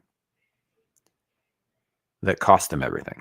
And let's be honest, right then, right at that moment, had he simply consolidated his circumstances, just circled the wagons, and regripped on Fortress Europa. Yes, there might have been a Russian issue in the future, but there wasn't one yet. There might have been a British issue in the future, but there really wasn't one yet, right? Mm-hmm. Yeah. And I have no doubt that with Britain on the front door, Fortress Europa would definitely have fallen regardless. But without the Russians kicking in the back door, it would have been a slog. Yeah. Yeah. Oh man. Yeah, I think that was the case. I think that. And don't forget all the drugs, because the drugs were sure. Sure. You know, but it's a fun little theory, little thought experiment. It's weird to when you don't sleep like I don't sleep. Sometimes you lie awake at night, and your mind goes to weird places like this. Right? Well, you should imagine what my thoughts are like then when you really don't sleep. You and I have talked about this. Like, well, I'm not like 100% insomniac all the time. It is intermittent, and there are times where I haven't slept in near a month. But anywho, that aside, this is one of the things that occurred to me one time real late at night, and I think I had been awake for a while. Along with the other theory that I have about Hitler not actually caring too much about the Jews. They were just an easy place to get everybody else on board with killing everyone who wasn't them. Yeah. Honestly, I don't think he actually gave two shits about the Jews. I think that they had a reputation everywhere. You know, deserved or undeserved, doesn't matter. But they did have a reputation everywhere, same as the gypsies. Right? That they were, untrustworthy, or they were subversive, whatever it was, whether it was deserved or not, there was that reputation, and frankly, that was just an easy place to convince people to start in on it. I don't think he had any intention of stopping with them. That was just the beginning, because if you recall, his whole shtick was building a world around a specific phenotype, right? Which to the exclusion of all others. And he wasn't talking about conquering others. Yeah. Right. But he wasn't talking about conquering others. He was talking about removing them, making this world solely for this specific phenotype. Well, in order to do that, you have to get rid of everybody else. However, a lot of people, your average baker and whatnot, is probably going to balk at like murdering half the fucking world, right? They're probably going to have a problem with that. So what do? You do it incrementally. You start small. You start in a place everybody can agree that maybe this isn't so great. Maybe we lock these guys up. Maybe we kick these guys out. Maybe we eventually put them in camps. Maybe, eventually we start taking them out a little bit, right? Once you get comfortable with that fucking idea, the next one is easier. And the next, and the next, and the next. They eventually mass-produced murder, right? And it very efficiently with German engineering and all that.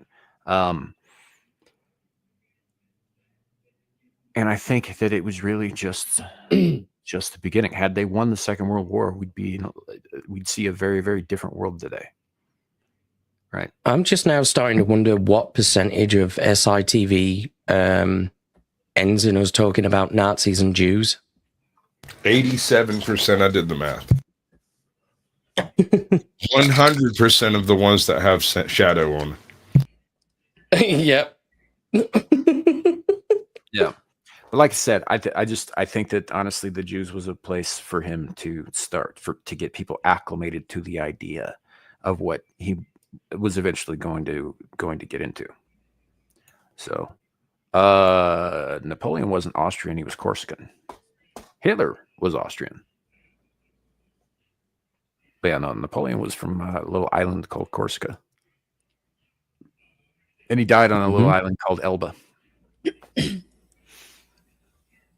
But yeah, it is interesting that two of the powerhouse empires of British history, or of European history, rather, neither of them were actually natives of the people that they ruled.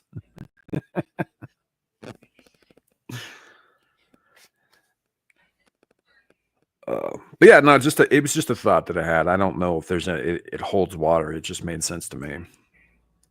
You know, I don't think it's even actually confirmed whether Hitler had syphilis or not. well, it's not really confirmed one way or the other that he was a quarter Jewish either. No. You know, on his mom's side, which would make him by Hebraic law Jewish. By Jewish law, yeah. Mhm. Yeah. You know, so I mean, there's a bunch of shit about the guy that's not necessarily confirmed. And I think a lot of it has to do with the stigma attached to the dude, and nobody really wants to like look into these, you know. And there are certain groups who will shut down any discussion of the matter. This is true. The ADL, I'm looking at you, you fucking assholes. Mm-hmm. You know, but no, it's something that I was thinking about, and I was like, you know what, it would make sense to me if I were in his position, if I was going to conquer the world for a specific group of people. If I was going to exclude everybody else, right, I'd need a place to start. I'd have to get them on board with this, because at the end of the day, your average person is just a person, right? With the capacity for great good, the capacity for great evil, but probably isn't going to start murking his neighbors on command, right? You got to warm them up. And then once you get that, and you can warm them up to the next group of people that you're going to remove, right? And so on and so forth. And it's just, by the time you get to the end of it, they're all in. Mm-hmm. Yeah. Yeah, let's move on from Hitler. Tell the world that. I'd fucking love to, man. People go around saying like, oh, he's worse than Hitler. He's just like Hitler. He's just like, I was like, you do realize that there's like 18 other dudes from the 20th century alone you could compare somebody to who are also just as bad, if not fucking worse. Yeah, he's like barely top 10. Idi Amin. I mean, right? A little bit more recently, even. You know, Idi Amin is more recent than that. Pol Pot was more recent than that. Yeah, you know, Pol Pot's another good one. Like when you know, but real communism's never been tried. Right. And that's just real hard, bro.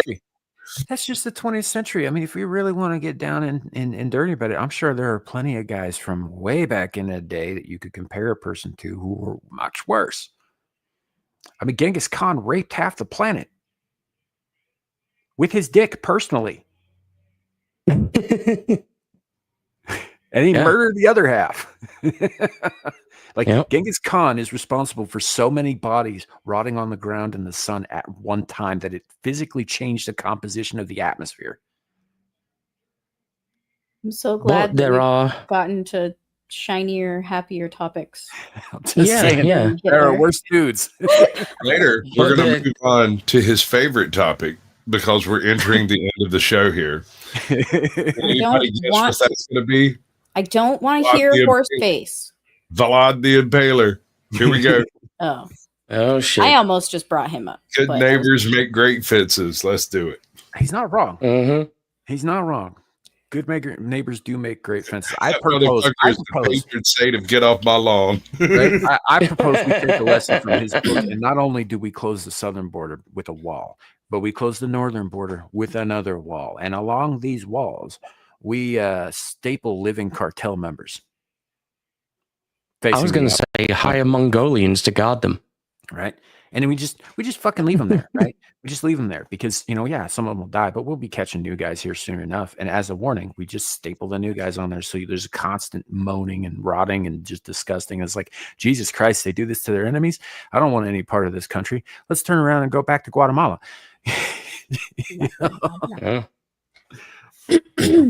If nothing else, can we at least get that done in AI? Right? Because I mean, people would cite the 8th Amendment being like, no cruel and unusual punishment. But people are also saying that certain amendments don't apply to foreigners at all. So fuck that. We'll just toss that one.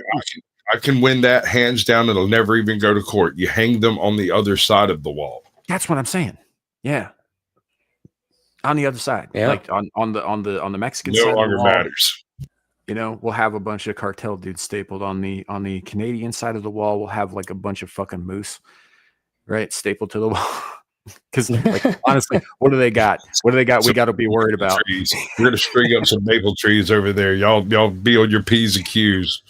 Right. A couple of beavers. They got like I've heard this said before. I think I've said it before, but they've got like 4 Mounties named Pierre.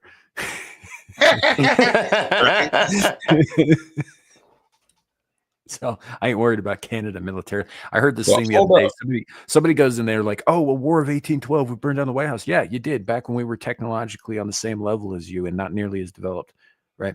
Yes, you did once. We're not in the same position anymore, and we didn't stupidly line up all of our fucking population centers in a row along the border. Just saying. Yeah, 18 hours. I say 18 hours. I'd say less. We use nukes. Conquest. There's just saying, man. There's some really hot chicks in Canada. I actually ran this through AI. This mere idea of if it came to it, because I do firmly believe that Canada only continues to exist by our good graces. All right. Technically, they're under British Commonwealth. I counter that proposal that Canada only exists as its own independence by our good graces because we haven't made it a state yet. I don't want to make it a state because it'll be a state full of fucking Canadians. Frenchmen. French Canadians. Yeah. Quebec is like the one place where the French and the Brits got together, and it's an abomination. Oh, no, don't put that on us. Fuck right off. Quebec is still part of the fucking Commonwealth, dude. Yeah, we conquered the fuckers and said, right, don't leave here. The Creoles absolutely hate French Canadians. Like a real chip on their shoulder for some reason.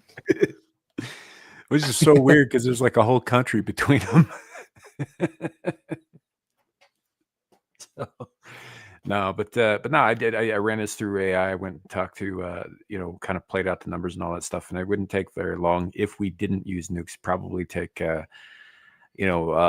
probably around the time you were talking, maybe 20 hours, maybe 18 hours to just kind of fucking lay waste. Now, keep in mind, I'm talking a no holds barred, absolute surrender, unconditional, a full on military build up and then march over 18 hours. Yeah. Double O, have a good night. Thanks for hanging. Peace out, buddy. I just, it wouldn't take very long. All we'd have to do is knock up the population. Like you knock out all the population centers, right? That's 70% of their entire population. It is a simple solution and a final. That's 70% of all Canadians live in those areas. Right. Yep. I'm not saying that we should do this. I'm just saying that we haven't done it because we choose not to. It's not because Canada's not a fucking. It's not because Canada's a threat. Because it's not. Not even a threat in hockey, let alone real world shit. Used to be Edmonton used to be a fierce force on the ice, but not so much not anymore. Not that I haven't really followed hockey since that bullshit with Ray Bork back in the day. Jesus, Sam. I'm still miffed about that shit. Like, I get he wanted to retire with the Stanley Cup under his belt, but they threw that fucking game, man. That was horseshit. Anyway. Speaking of ancient times. Yeah, that game happened before Shadow was born. Most things happened before Shadow was born. Right. Yeah, that's not saying much. Pretty sure the first Pokemon game came out before he was born. Yeah. I wonder what he would do if you gave him Pitfall to play on the original Atari. Yeah, Double O, reach out to me. Samuel the Infamous on Twitter at Hentai Surprise or hentaisurprise@gmail.com, man. So yeah, let me know. Depends, Aaron. Do you agree or not? Because just saying. I mean, look, Speaking truth. we have Canadians that we know and love, like Aaron, like Lepo, well, I could name half a dozen people the Melees, you know. I mean, although James did say some bullshit about Hellraiser the other day, I might consider leaving him behind. But Oh, Lord. That's fine. I'll just take my wifey. you know, but like we know Canadians who are good people that wouldn't necessarily be a burden. But the fact of the matter is a majority of your compatriots, I don't want in my country. I don't want part of my country. I certainly don't want them having any kind of voting power in my country any more than I would allow Cuba to do the same.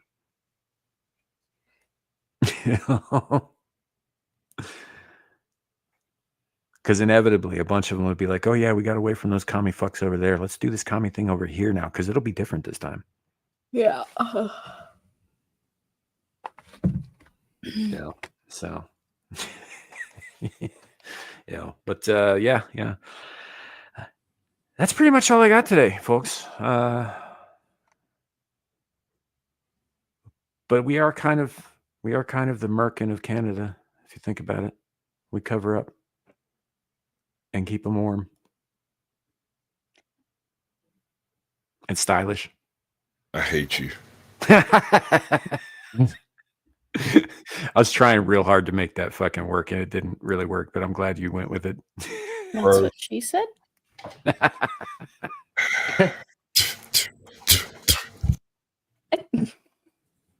Yeah. Oh man, I think that'd probably be the show. We did cover all the things that I had for today. I'm impressed. It's almost like when you have a decent co-host in here to run shop, it works better. Fucking go figure. That was a direct shot at you, Gal. You gonna take that shit? I don't care. I wasn't here, so. Yeah. Aaron is trans-American. See, you can't say shit like that because trans-American also means like crossing America. Yeah. You know? I identify as American, and I'm going to take those American values to my own government in time. Right. I mean, more power to you, brother. Yeah. Yeah. Fuck Keir Starmer. No, that's legit. Fuck Keir Starmer. Keir Starmer is Davos's little bitch. Yep. You guys keep getting these fucking WF shills in there somehow. Bro, we are constantly getting kicked in the dick now. Yeah, I know. Like it's not even remotely letting up. You know, the government has just changed its guidelines on who can be classed as a terrorist. Yeah, you mentioned that. Mm-hmm. Yeah. Anyone who criticizes the very concept of Western culture being displaced will now be classified as a terrorist. The UK isn't a real place anymore. Well done. You've now got a nation full of them. Yep. I mean, what the fuck are you going to do? They have to reclassify it that because otherwise they have to acknowledge that the people who walk into bakeries with bombs strapped to their chests are actual terrorists. Yeah. And we can't do that. No, that would offend certain demographics. Yeah. So, Zillage, they are. That's one of the things. This is one of the reasons that I got so like weird about the whole like Jewish cabal thing. Look, there are multiple groups of bad actors. Some of them are working together towards common ends. For now, and in this case, yeah, I think certain Islamic elements are very much in cahoots, right? There was a couple of years ago, there was a WF conference, I guess, that was hosted in Dubai with like Arab leaders from all over the fucking, you know, various different Arab states and whatnot, all showed up to listen to, you know, guys like. Well, Schwab was still in charge at the time. Go on and on about like sustainable energy and lowering populations and, you know, global banking systems and all this stuff. And they were, of course, all on board with it. Now, the problem here is that eventually, like Russia and Germany in World War II, they were eventually going to turn on each other. If they can manage to keep their differences in check until they achieve the commonality of their goal, that will be a problem for everybody. Hopefully it won't. it won't come to that. But so far, it kind of looks like they're managing to do so. That's my contribution to conspiracy theory shit. Although I don't think it's a theory. I think it's absolutely a conspiracy, but I don't think it's a theory. Yeah. Davos is 100% funding a lot of this stuff. 100%. And encouraging. Yeah, for sure. Because their goal is total domination, and they don't see any way to do that with Western society as it is. You got to break it down to its base components and build atop the ruins. But how? You say, how do we break it down? Well, everything you're seeing today, all of a sudden the Weimar Republic has gone international in conjunction with flooding Western countries with people to whom rape is a good thing. That's how you do it. And fucking their sisters and cousins. You change the demographics. You change the rules. Right? You make it so that people who are normal, people who are part of the old system, people who, just want to be left the fuck alone, all of a sudden, whether they were involved or not, are labeled the enemies of the state. That's how you do it. You tear it down from the inside out, and then you swoop in and pick up the ashes. Problem is that I don't think the Islamists are going to just step aside. Because I mean, people may be uncomfortable when they hear this, but demographics are destiny. It's a reality of history.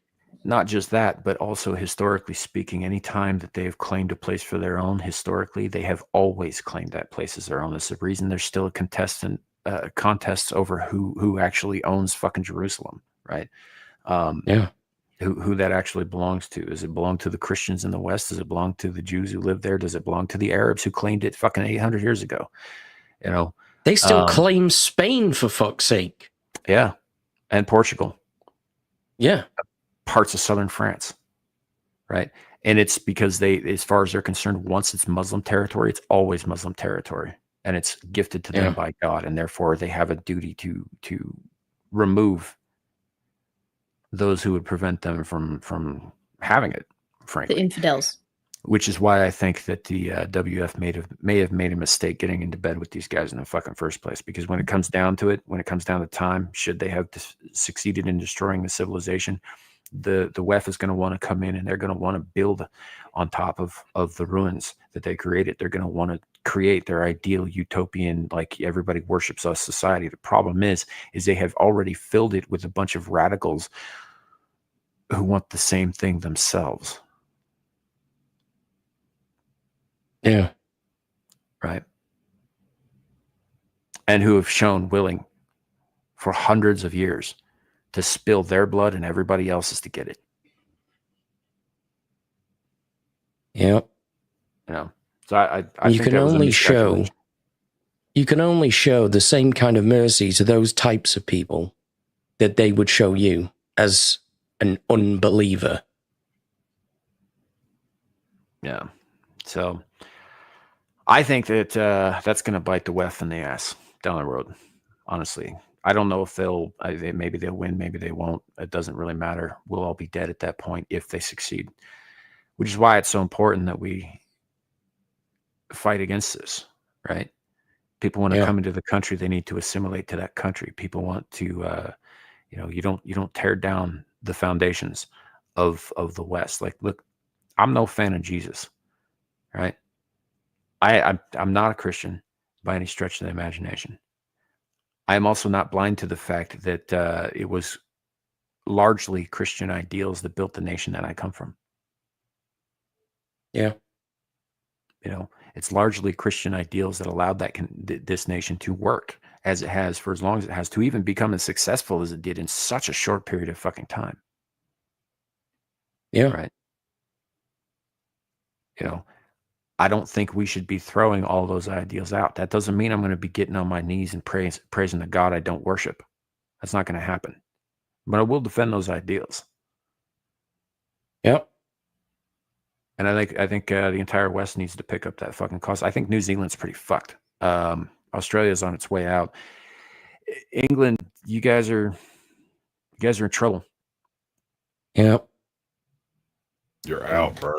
England's Yeah, done. It's cooked. The entire Commonwealth is going down. Yeah, Ireland is completely cooked. It cannot recover from the demographic change that has taken place. Even if you were to stop all immigration tomorrow, you are looking at a very different Ireland in 10 years. That's funny because I have a coworker who just told me that she's very close to getting her Irish citizenship, and it'll just be sad when she goes to move there because her daughter is on the other side and won't be coming with her, but the rest of her family will. Yeah, and she'll arrive in Ireland, and there's no Irish there anymore. Yeah. Yeah. I was just, nodding along, placating, because this is at work. She's telling me this stuff, and I'm just like, that's fine. Florida doesn't need your votes anyway. Have fun. Yeah. They're doing all right without you, so.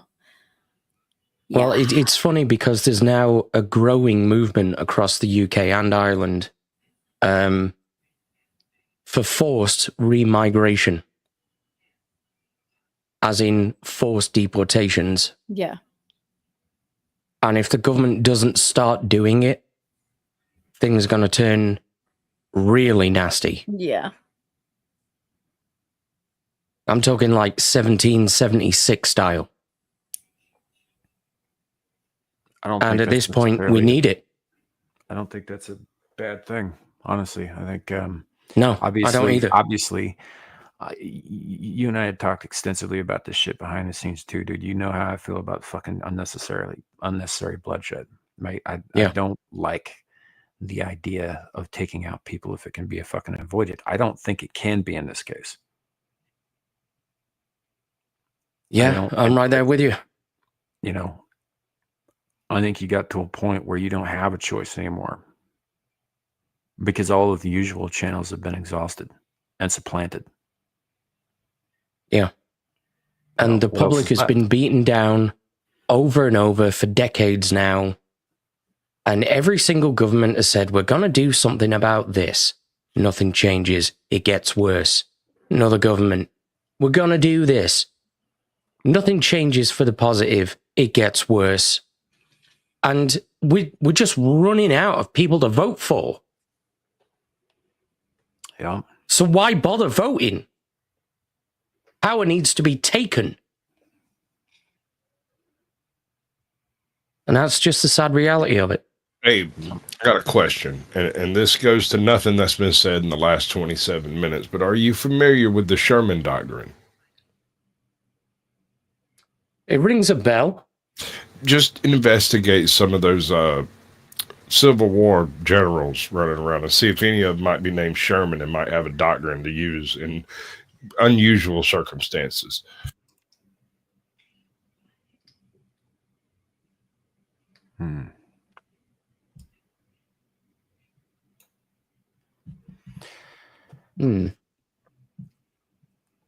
Yeah. I mean, if the voting worked, if you were, it's not that the voting doesn't work. It's that all of your candidates are shit. And none of them are for the nation that they're supposed to be representing. We have a similar problem in Congress. None of the people in Congress, I don't care who they are, actually represent their fucking people, right? They get in there on the pretense of this, and then they go and they do whatever the fuck they want. And this happens every time with every single fucking one of them. Sometimes their goals align with mine, but most of the time it aligns with theirs, period. And that's a problem everywhere. Now, occasionally you get a win, like Japan saw with their new prime minister. Yeah. So far, anyway. But and she's taken a lot of her cues from not only Shinzo Abe, but I would say Viktor Orban. Yeah. Just fuck them, kick them all out. Yep, the public's spoken. They're sick to death of the relatively small amount of migrants they've already got and just said, no, fuck off.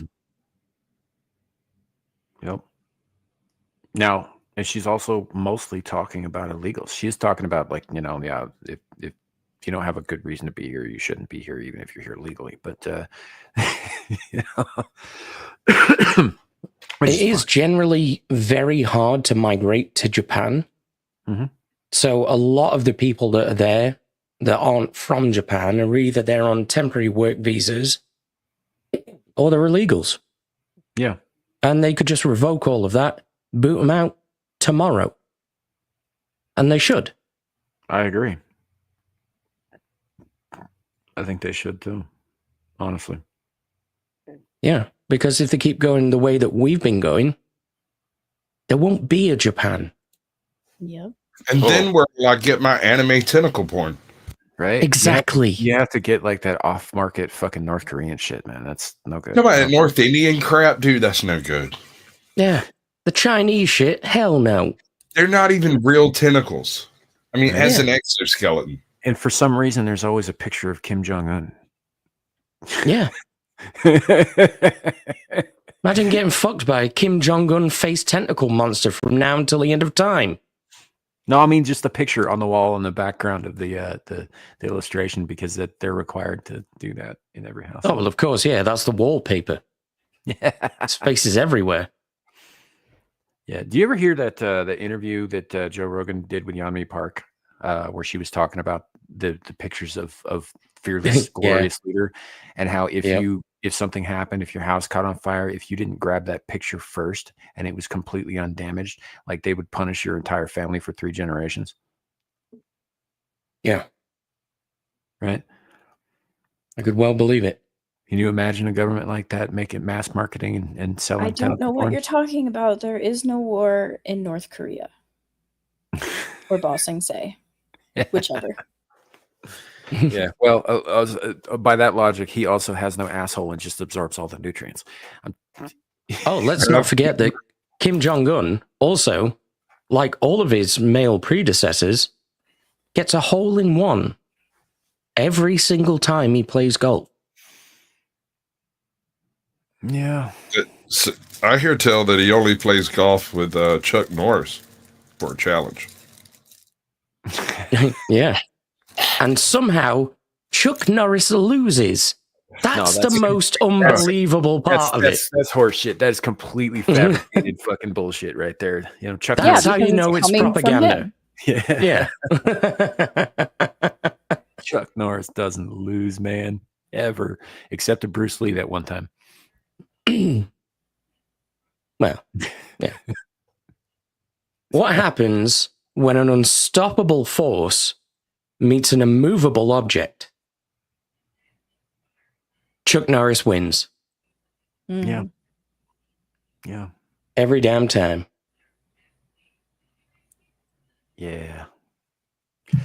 Anywho, England, take your country back. Yeah. Scotland, same to you. Wales, I mean, I would tell you to do the same, but the English more or less raped your entire culture. That shit's kind of your language out of you. So I mean, it's technically part of England, but don't tell them that; they'll get mad. It is now, certainly. It has been for about 700 years. Right. Yeah. That's what I'm saying. Like taking your shit back is going to be a little bit more difficult. That's all I'm saying, because most of it was erased. But see, the thing is, the English have been in Wales for so long that they're Welsh and you're English. I'm sorry, it's the way it is. Yeah. They're natives, and so are you. Yeah. Yeah. So I don't know. Maybe it wouldn't have been such a problem if they had just considered shortening their fucking street signs. Honestly, I think that's where all the enmity came from, is that the English couldn't read the fucking signs, and they were just like, "What the fuck? Why are there no vowels?"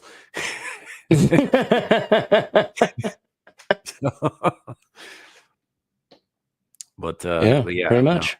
No, seriously though, Western countries. When you open the map and you have to keep opening the name. Safeguard your countries. Yeah. Western man, safeguard your countries. And if your government will not stand up and safeguard your countries, you need to do it, and you need to safeguard those countries from those idiotic leaders as well. Yeah. You know, send. You know what you should do? Y'all should fucking deport everybody who doesn't fucking belong, and then deport Starmer along with them. Oh, mate, I'd deport him to the ocean in a fucking heartbeat.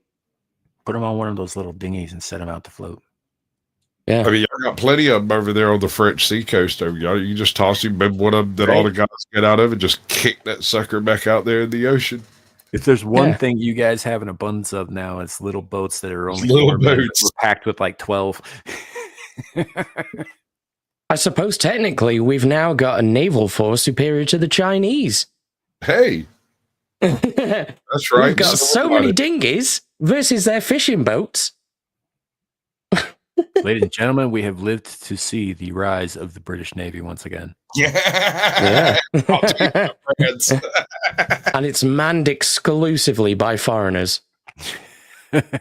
All of this checks out. This is all solid.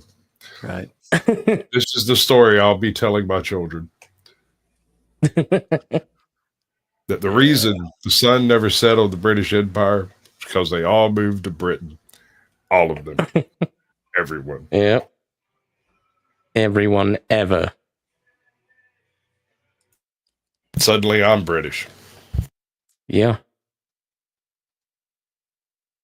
So, Aaron, fun story based on your comment about Momo, your flying lemur cat. Before I ever saw that show, one of my brother's college buddies was our roommate, and he got a new dog and named her Azula. I had never seen the show at that point. That's a dick move. And he thought like it was great, and they were all kind of laughing because they knew. And then I eventually watched the show a couple months later, and I was furious. I was so mad. I'm like, how dare you name that dog after that evil whore? Well, I mean, she was 14, so whore might be a little excessive, but don't care. Yeah. Spawn of the devil, evil whore. Is Azula. Yeah. But not the dog. The dog is sweet.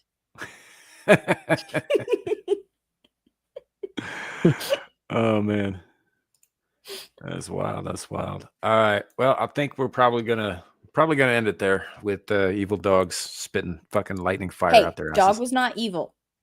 Character evil. Dog adorable. Yeah. And sweet. I used to know this kid who used to threaten his dog with Hitler. Oh God. Yeah, what? It was the whole thing. Back in the 80s, you know, I was a kid myself, and he had this beagle, and whenever the beagle was bad, he's like, "Don't make me get Hitler. I will give you to Hitler. I will send you to Hitler's camps." We're like 8 years old. Dog. He didn't really know what he was saying, but I want like a big, beefy guard dog type of dog, and I want to name it Hitler. No. I was wondering where that sentence was going. I have a ginormous mastiff named Mussolini. A mastiff would work. I support this. I think German a Shepherd Rottweiler doesn't named quite Jesus is a good thing. Ironic. You know, I'll get a cane corso and I'll name it Hitler. Yeah.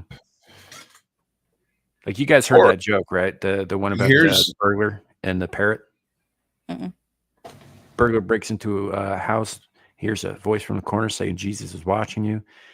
Goes over there. There's a parrot right in the dark corner.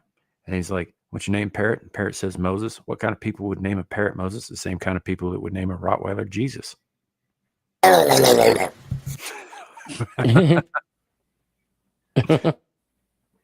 foreshortened the delivery because we're going to get out of here. But yes. That's what he says. Old blindy. He has to tell us where he's going to be, and that's going to be like 45 minutes.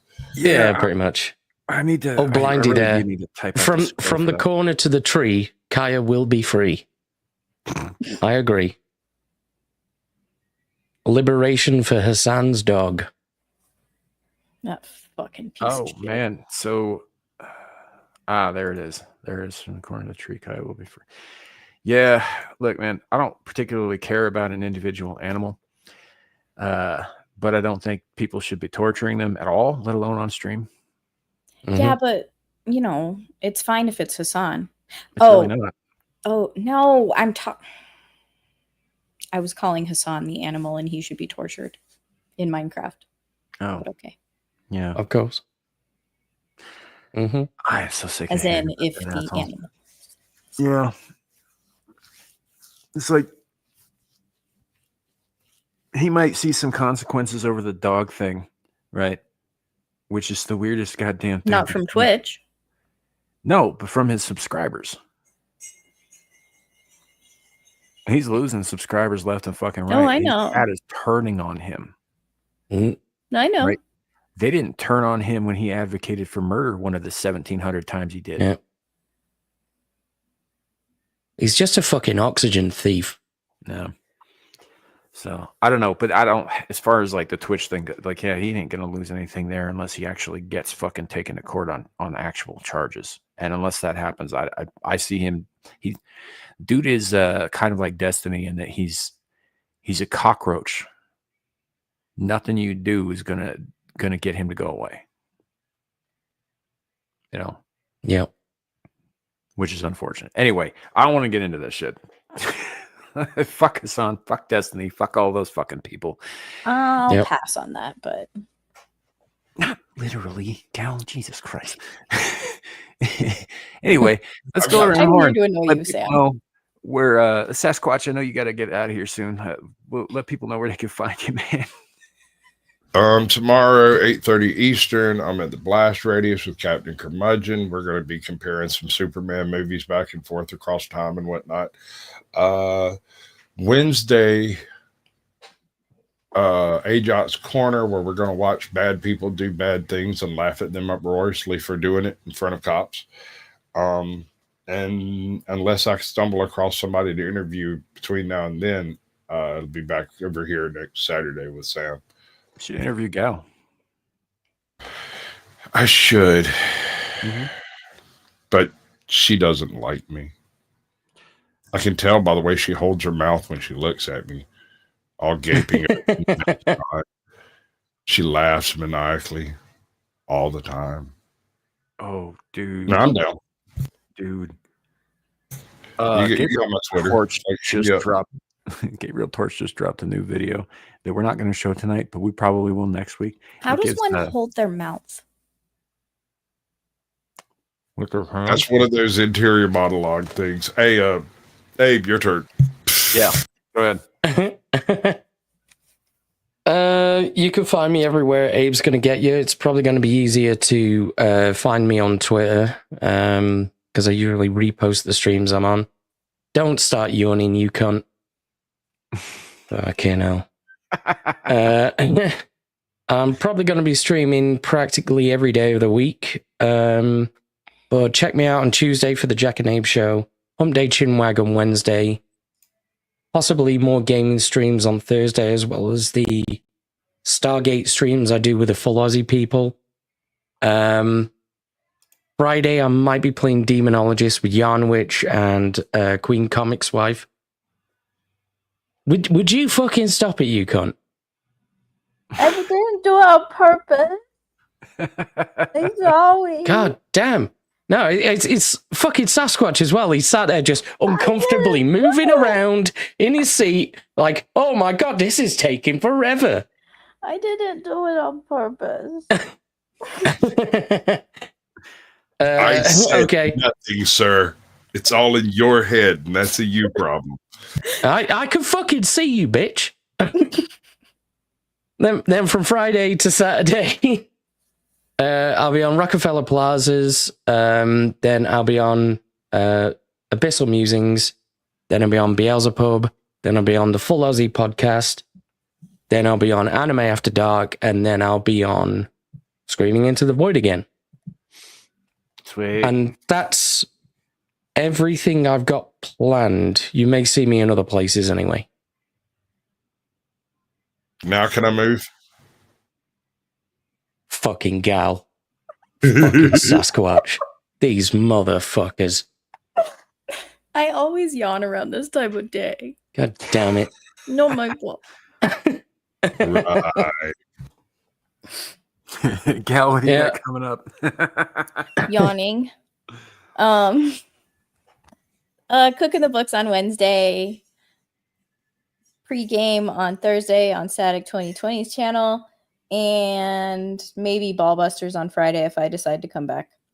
Otherwise, I'm here every Saturday with y'all when I'm not on vacation. I was going to say, cool. That hasn't been true lately, but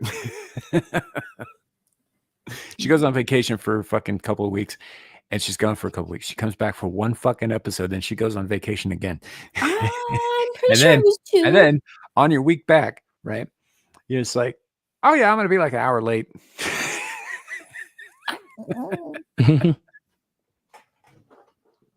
I was running errands. Yeah. Hey, Charlie. What did Aaron do to you? Damn. You running him all over for an hour? Wow. Anywho, next. Welcome back.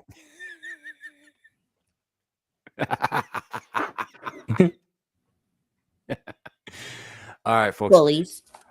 Yes. Yes. Make bullies great again. Right. All right, folks. We're gonna get out of here before we do real quick. For me, right, we do this every week, Screaming into the Void. It's a continuing thing that probably won't end until I die. I'm gonna wither away here on the internet at some point in the far future, long after you all are dust, on account of being eldritch and eternal and all. And just like that, we're also doing a show on Fridays called Abyssal Musings. Come by. It's a lot of fun. Otherwise, you can find me over on Beelzepub for Beelzehub on late Friday nights, early Saturday mornings. Every other week, I'll be over on Adam the Renaissance Nerd channel for the Stream of Consciousness, I believe we're calling it now.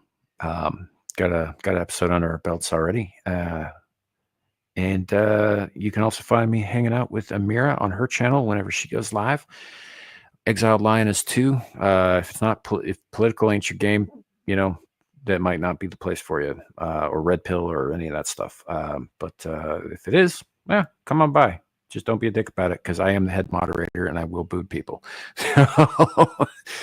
That said, thanks for coming. Thanks for hanging out. I think we actually managed to get to all of the topics and then some. Here we are, a half hour past when we ran out of stuff to talk about. We're still talking, so not bad, not terrible, not not bad. See y'all next time. You heard joke? Is this going to be one of those ones where I'm going to have to cut you off halfway through? Never mind. I'm just asking. Have a great night, everybody. Remember, it could always be worse. It could be raining flaming cobras. Bye, everybody. Bye.